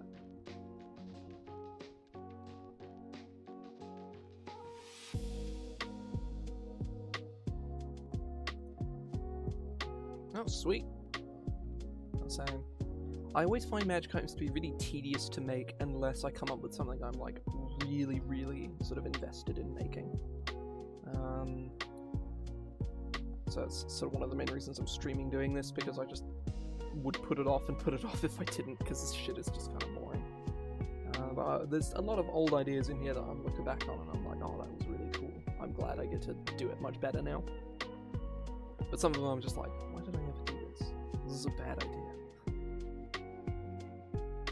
Yeah, I said my thing is finding art for like anything that isn't a tiefling. Well, I say that anything that isn't a character is very challenging. And hell, finding very certain kinds of characters is just like, good luck finding art, buddy. Sorry. Which is always a pain in the ass, but whatever, right?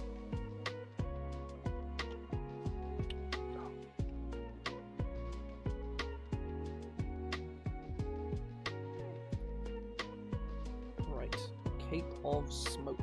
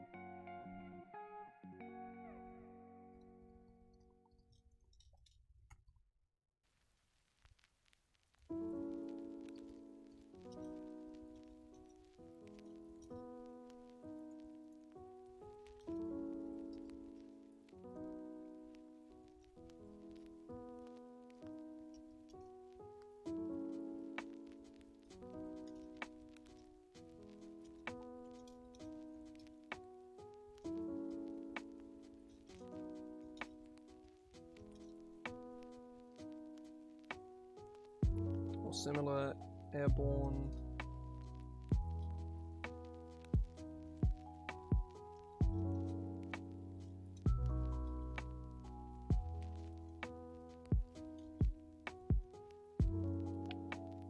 So, welcome in, welcome in.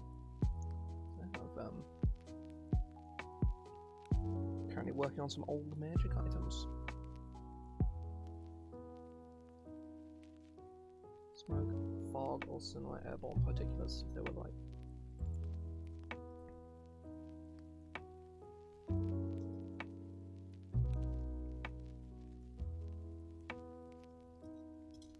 So if they were only lightly obscured.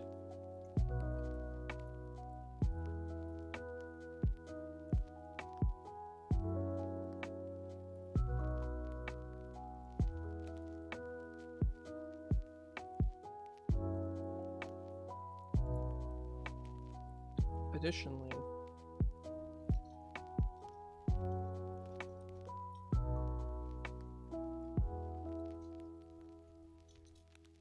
you can use an action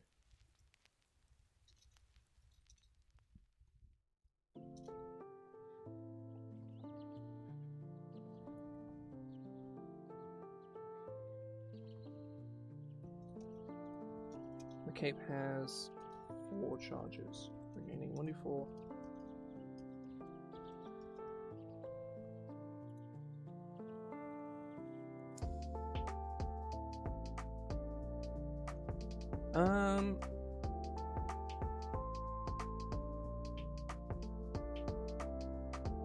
Are you talking specifically about how multiclassing works, sort of on concept, or is this more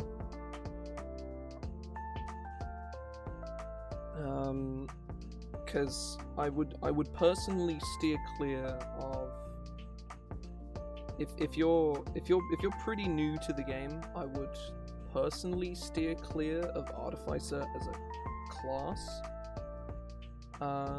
just because there's a lot going on with Artificer. Like there is a lot. Level balance, I don't know necessarily what you mean, but Oh, do you mean as in like how I would pace leveling going into all of them? Like, sort of like going 2 fighter and then 5 something else. Right. Paladin on its own, multi-classing into something out of Paladin is you get heavy armor from all of them, in fact. In fact, Artificer, you have to go 3 levels to get heavy armor proficiency. Paladin and Fighter just come with it. Or do you explicitly want the armorers, like, you know, getting the magic suit of armor?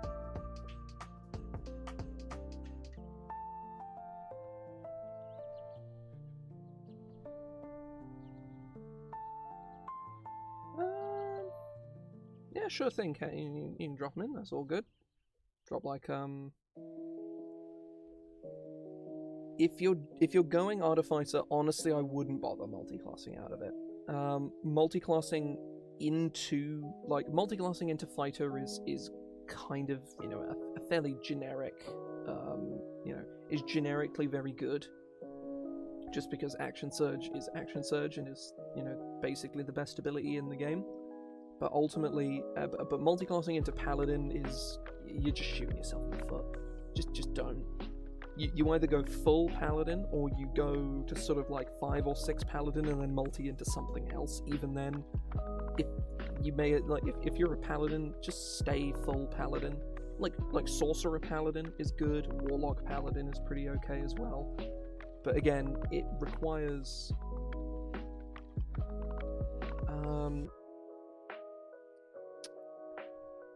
again, multi-classing martial characters is early levels is a very bad idea.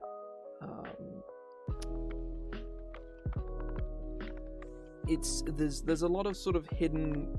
Multi-classing is one of those things where if you don't know what you're doing, you will shoot yourself in the foot, and it is easier to do than you think. If you explicitly want Armorer's big suit of armor, just be an Armorer Artificer. Like multi-classing is cool and it's fun, but if you're explicitly like and if you know, and if you get to like level 7 or 8 or whatever,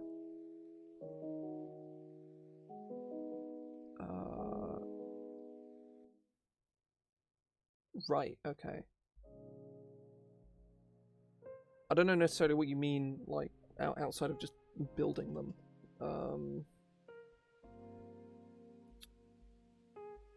As in how would I go about building a Battle Master? Because there's a lot of ways of doing that. There's a lot of different Battle Master builds.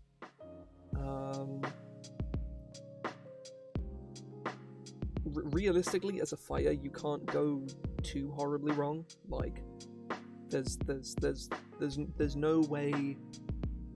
Well, there's definitely ways you can fuck yourself over, but there's no obvious method by which you can fuck yourself over. Oh, these are kind of neat. I just took a look at these magic items. Yeah, these are cool. I like these. They have a very specific visual style to them. They're very cohesive. I like them.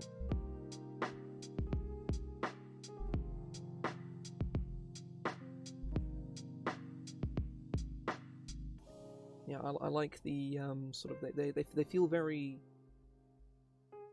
Tron, but fantasy is probably the best way I can put it into words. I'm a fan. It looks cool.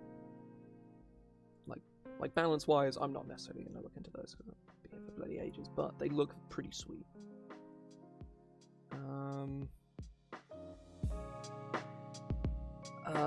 Echo Knight is weird. It's Echo Knight raises a lot of unnecessary questions.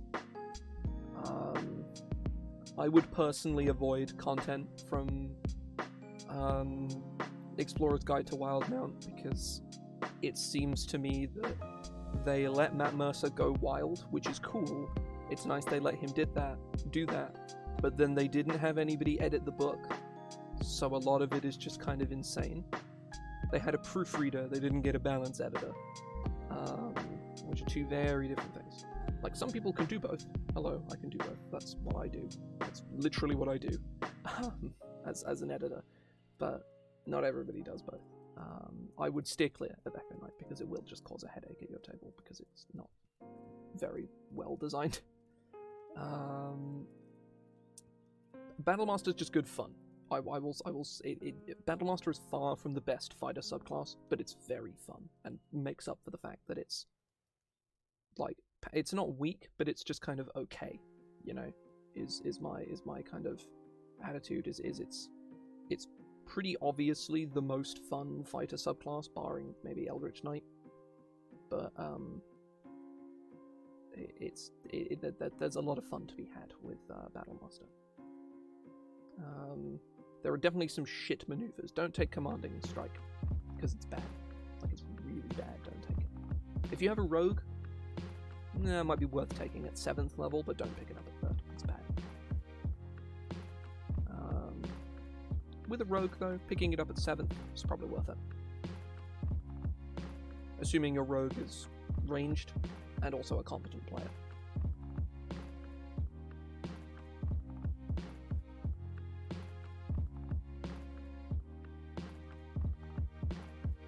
That's true. Yeah, I wasn't 100% on Echo Knights. Like I think, if I remember correctly, I think me and Joe have talked about this before. The Echo Knight jank is to do with the fact that it's very poorly defined as to whether the Echo is a creature or not.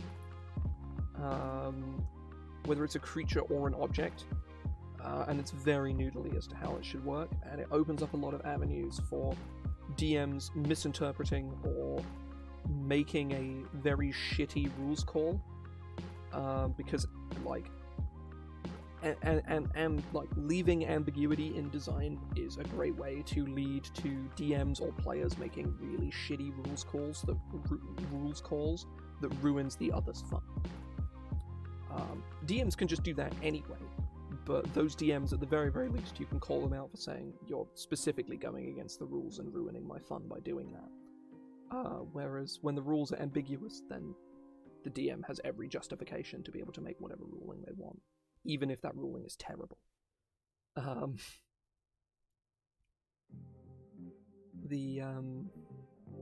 Yeah, that's my sort of general understanding of Echo Knight anyway. But if you like the concept enough, then just fucking go for it. Because I trust Joe in saying that the jank isn't that prevalent, so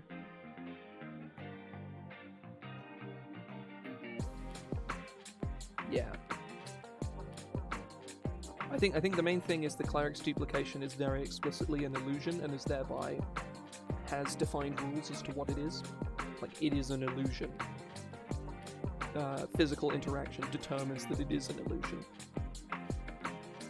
Whereas the Echo Knight can hurt things, and I think can be damaged, or is destroyed when it takes damage. Also, it's very weird in the way that it works. It's very complicated. I say that. It sounds very complicated. That was what I thought as well. I thought that was how it worked. It's strange. Additional kills. Yeah, we go. Either way, where was I? As an action, you may expend one of the cape's charges to create a 20-foot radius sphere of smoke centered option.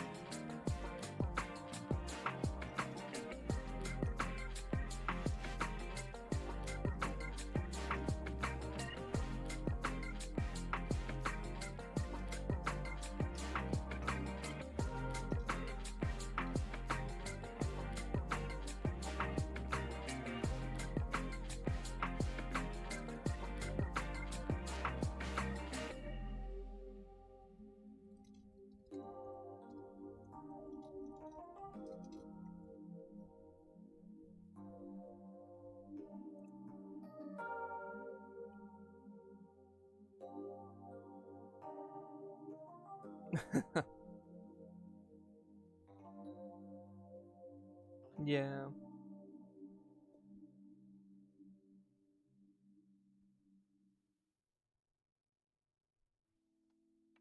Oh yeah, the rule for the if it doesn't say it, it doesn't do it is something I've repeated as a mantra to my players for years. That's why it's 100% the general consensus there. Yeah, I think it's there's a lot of weird things that don't work raw that really feel like they should. I think is probably the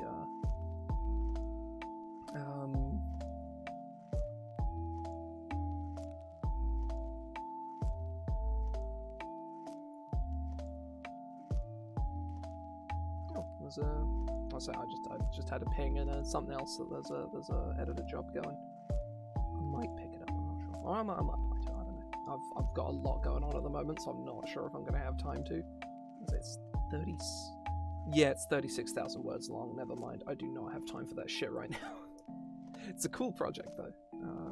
Good luck to them. Yeah. I think the fact that it just hasn't gotten one is very annoying. Up to 20 feet, 20 meters. This within the sphere.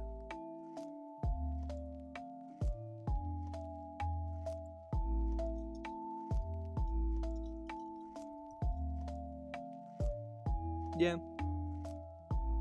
The smoke lasts for 1 minute or until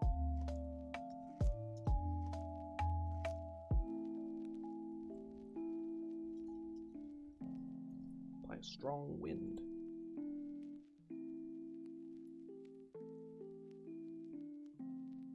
Now, the original Cape of Smoke has another ability, but I'm not going to include it here because it just kind of seems like unnecessary fluff. Cape of the Rock.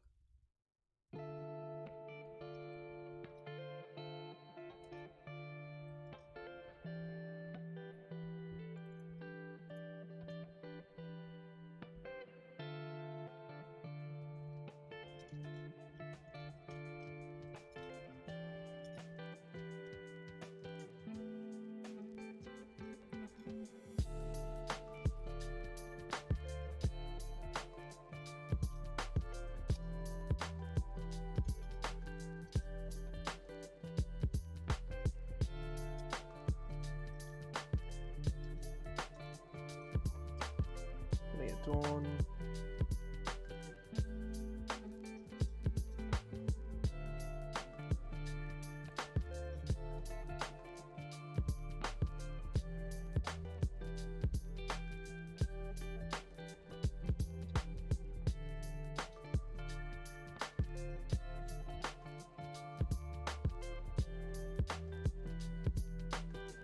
Oh shit.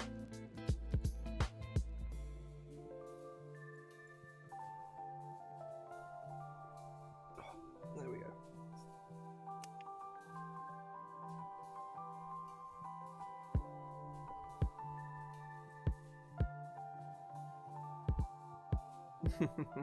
That is actually something. The sorcerer spells, I've been making them in sort of my own time. I've been working on class exclusive spells for every class. In like with the exception of Wizard, because Wizard doesn't fucking need any. Wizard has like 20 of them or something. Like Wizard has way more than any other class, and justifiably so. I think it's reasonable that Wizard has the most exclusive spells of any class. But also, you know, what the fuck?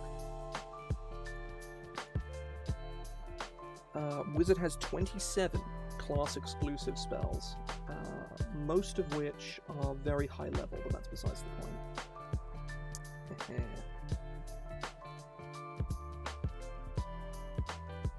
Say I've all the spellcasting classes, but I did make a whole bunch for Sorcerer, and I really like all of them. They're super fun. I'm especially a fan of the ones that interact with sorcery points, or the ones that encourage you to cast more spells. There's Meta Bolt and Meta Burst, which are cheaper to put they're like very simple spells, but they reduce the cost of meta magics used on them by 1, which I really like. Just on concept, I just think that's really fun. Like twinning, because they're second level spells. Twinning Meta Bolt costs you only 1 sorcery point as opposed to 2 as a second level spell. Or quickening either of them only costs 1 sorcery point. There's some other ones. There's like Althea's Spell Node and Althea's Spell Core, which encourage you to pump a bunch of like spells. The more spells are cast near the nodes, the more powerful they become. And then eventually, when the spell ends, either willingly or otherwise, they explode and do things. They're both there's a lot of fun stuff. There's another couple of spells. There's Arcane Convergence, where they can cast 2 spells simultaneously, which I'm very much a fan of. It sort of allows Sorcerer to be more of the weirdly more complex version of the Wizard, which the ironically more complicated version of the Wizard in a way that I really like. They're sort of technical casters, whereas Wizards are just like very by the book, sort of pun intended, I guess. But yeah, I'm basically done with all those class exclusive spells as well. I released the Archive of Esoteric Secrets 2, which is a book I wrote for. Is a book I wrote over the last couple of years, and it's a big book of spells. It came out in April, I think. It came out earlier, like sort of Q1, Q2 of this year. And there's the first one and the second one, and they're both they're both 160 spells. So there's a lot of fucking spells in those books. But I was like, I don't know if I'm going to be able to do Archive 3. And then I realized, wait, none of the classes have class exclusive spells. Let's go make 1 million of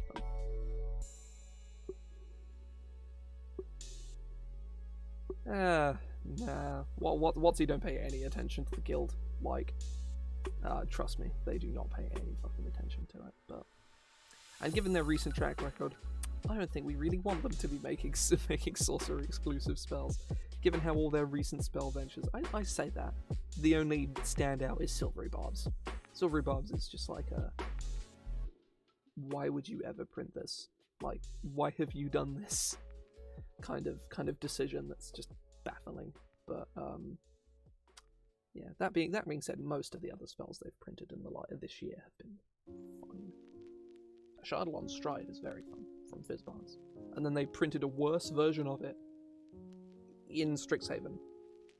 Like Artful Jaunt or something. It's the Prismari spell from Strixhaven. It's a shit version.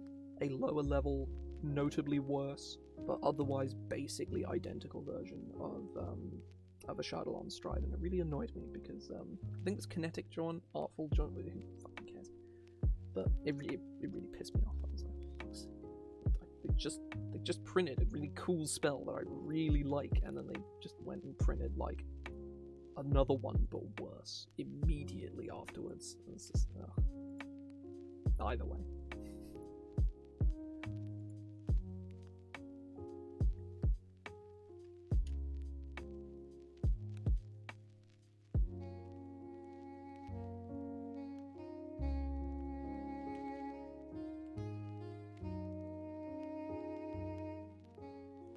You can expend the cape's charges to fuel the following trades.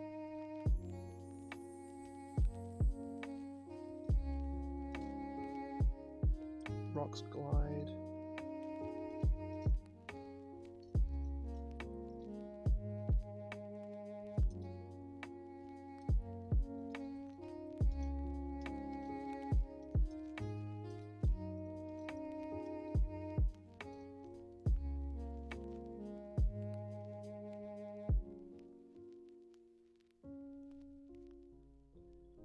When you cast a spell through a magic item, does it require does it spend,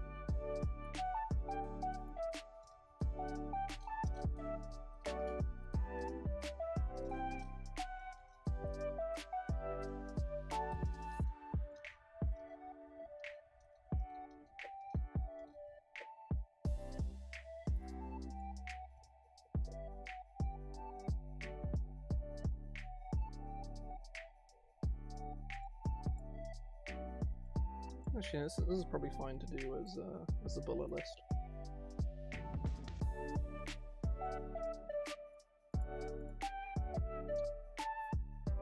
Well, 1, 2, so 1, 2, 3, 4, 5, 6, 7, 8, 9, 10, 11, 12, 13, 14, 15, 16, 17, 18. That's 2 more. I'm gonna probably head off.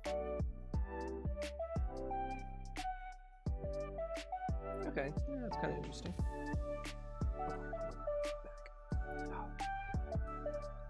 Don't mind me, just dying. Oh, that's annoying.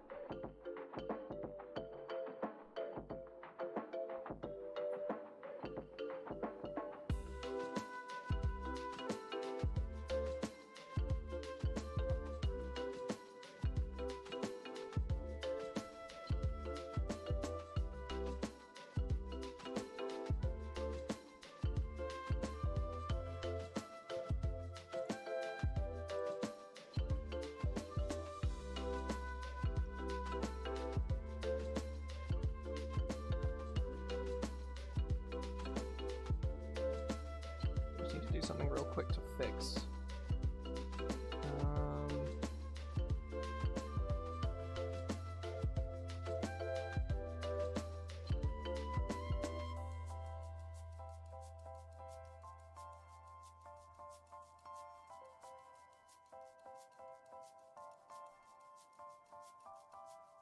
Okay, there we go, I fixed it.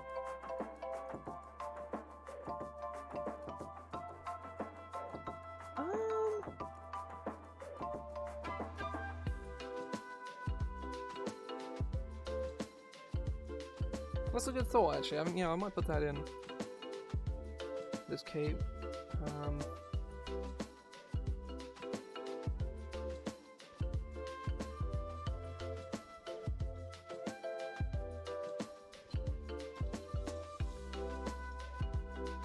This is supposed to look as if made from smoke. Smoke itself. There we go. That's kind of neat. That's a good suggestion. Thank you very much. Right. Sareth's Thorn.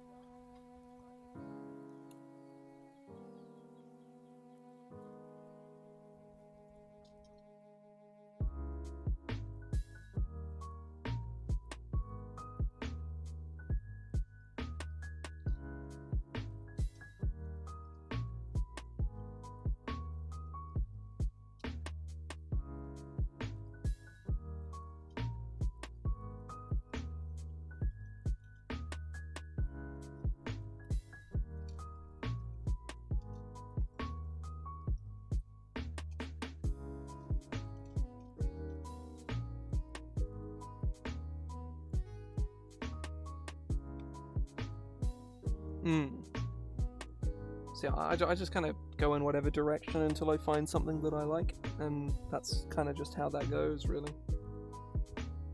I just sort of get to whatever I get to, and find it, so to speak. Oh. God, adjust my seat. Oh.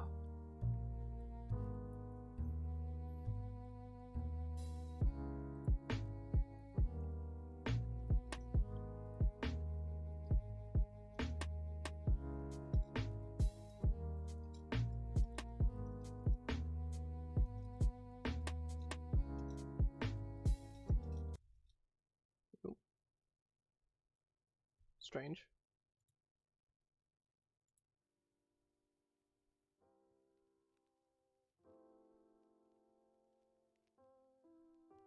That was weird. I just tapped into Spotify and just changed to another song. It worked fine, but it's fine now, I guess. Resolve has been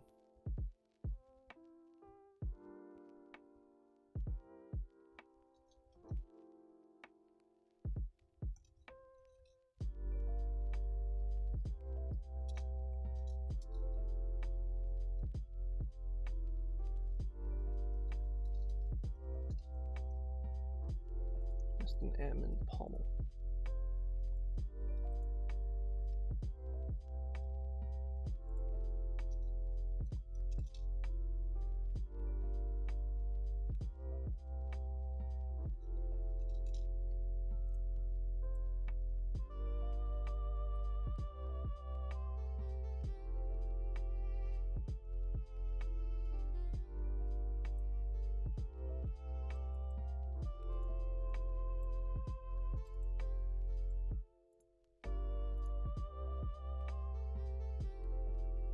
I feel it's a little too silly, you know. It's like it's got to be tonally neutral. If someone wants to inject silliness into a character, then they should be allowed to do that. But for people who don't want that, it shouldn't be forced upon them, you know.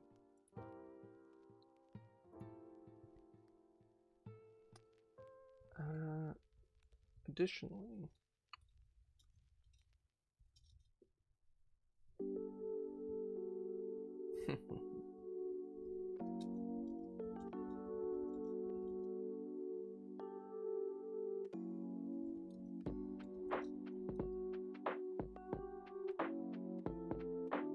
whenever you score a critical hit with the dagger,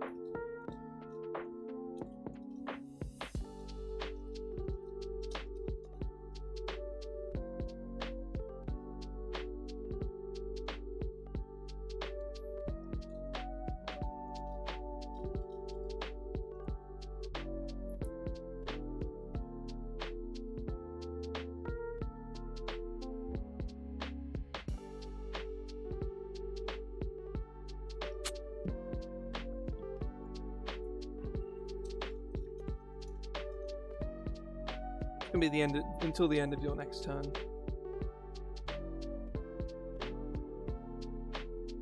I think but that's basically my justification, is that it shouldn't be a minute, because if rogues have access to A, it's infinite, and B, if rogues have access to it, they're gonna, if they get it, then what's going to happen is the rogue is undoubtedly going to get it, deal 40 damage, and then gain 40 temporary hit points. Then the rogue becomes the tank. That's a problem. I don't want that. Oh, that needs to go up the throat. Oh, God, Christ. That, it's simple. I kind of like it.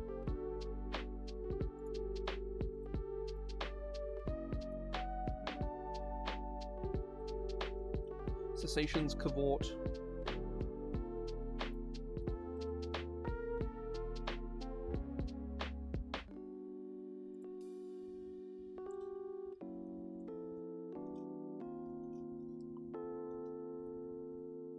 Why do I keep adding E's in here? I'm just like sort of mindlessly typing, but even so.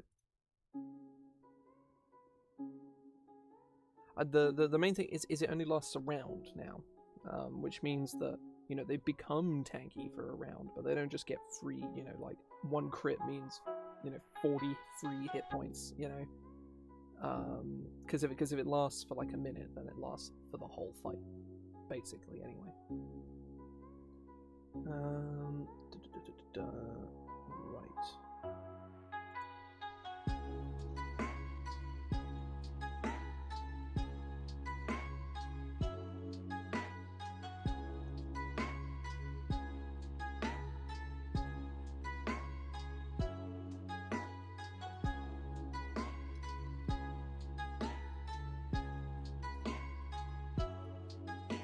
Scintillating emerald gemstone is an emerald a jewel or a gem?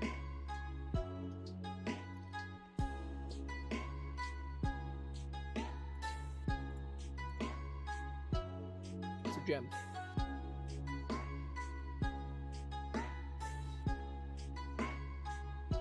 Yeah.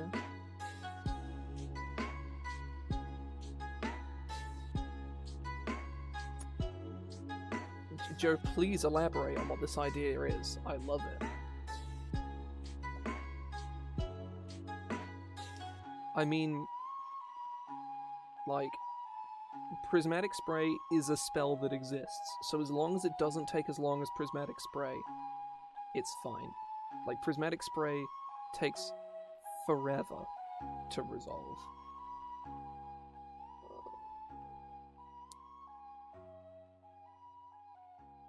That's very cool. I like that a lot. So I'd want that to be like a first level spell, but at the same time it would be very challenging to sort of...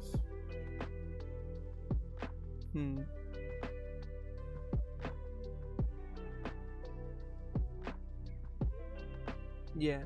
My thought... My thought would be that you would roll, like, you know, say your roll tables have like 6 results on them. You roll 3d6 and assign the results to whichever table you want, right? So if you end up getting a cone when there's no one near you, you don't just get beans because you got the cone. You actually get to pick something, and you pick the sphere that you want or something. But no, I love that. That's getting made later on tonight. Probably not on stream, that's going to be something. That's going to go in Archive 3. Like, Archive 3 is going to come out, like, probably around this kind of time next year is the plan, probably November. Because whilst, you know, I've made a whole bunch of spells, I still have a lot more to make to for Archive 3 to be a thing, because I want to meet that 160 benchmark, you know, I want to hit that benchmark.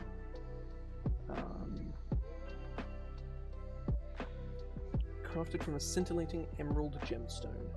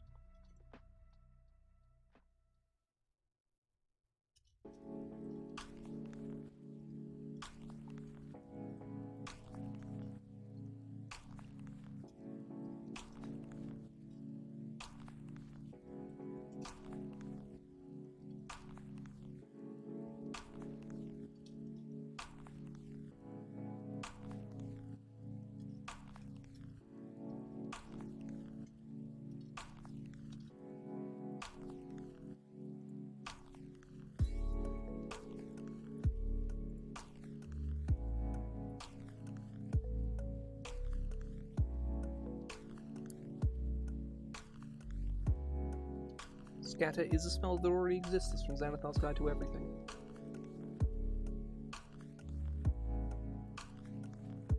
But that is cool. You will have to call it something else, though, which is a shame, because I think it works quite well.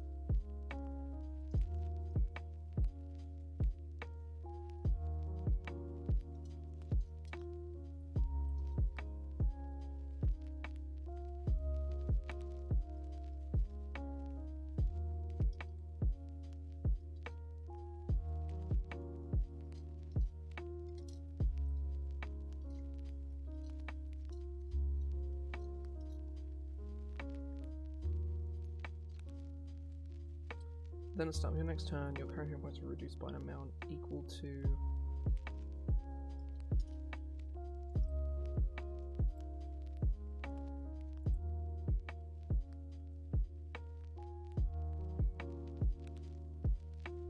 I've actually made a spell like that before. It's Bolt Rail is exactly that. It's a 10-foot long beam. It's like a deck save. Then, at the start of your next turn, your current hit points are reduced by an amount equal to the combined. Yeah. Instead, take half as much damage and...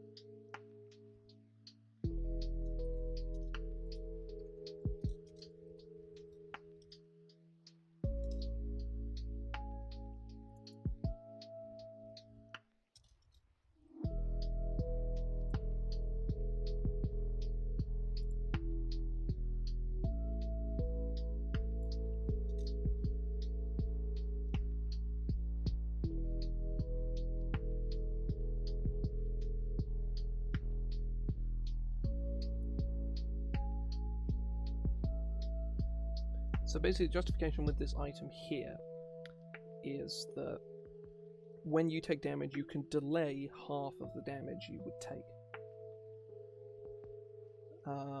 And instead take it at the start of your turn, which for the most part doesn't really change anything. But what it can do is give someone the potential opportunity to preemptively know that they need to heal you. Because if you have 12 hit points, you take 20 damage, you halve it to 10, and then on your next turn, you then also you know that next turn you're going to take 10 damage. You're on 2 hit points. Then someone knows strategically exactly how much healing you need for you to still be alive on your next turn, for the most part. It also means that when someone rolls an odd number, you can just choose to do this and actually just reduce the damage by like 1, which is kind of fun. Yeah. I might do it at the end of your next turn, so that just to guarantee that you get a turn. I think actually that's probably that pushes this from like niche to just fantastic, so that you guaranteed get a turn.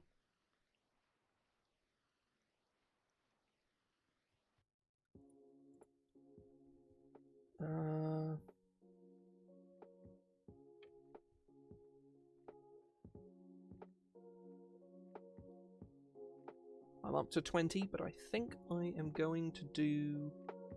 Actually, am I? No, I'm probably not. I'm actually fucking tired. I am probably going to call it there for today. I'm going to see how I am tomorrow. Or not how I am, but if I'm feeling it, I'm going to do some more of this tomorrow.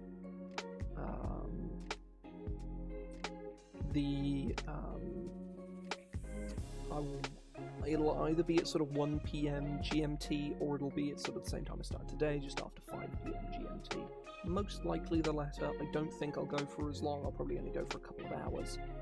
And I will look at working on some more. I'm just working my way through all of these spells. I've got a big old sort of lengthy sort of list of fairly minor spells, or fairly minor items to go through that will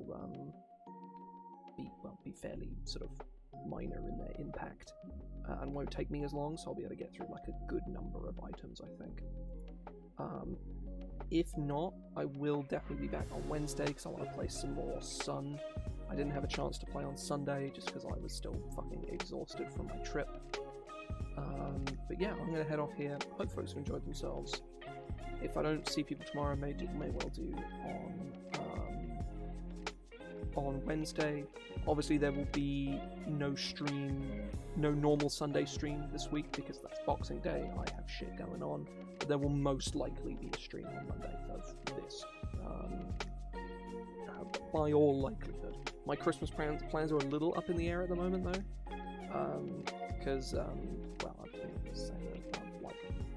My plans are a bit up in the air, so it really depends. I'm going to play it by ear. For all intents and purposes, I may stream tomorrow. I will definitely stream on Wednesday. I will not be streaming on Sunday, and I should be streaming on Monday. Either way, I'm going to head off here. Hope folks are enjoying themselves. See ya.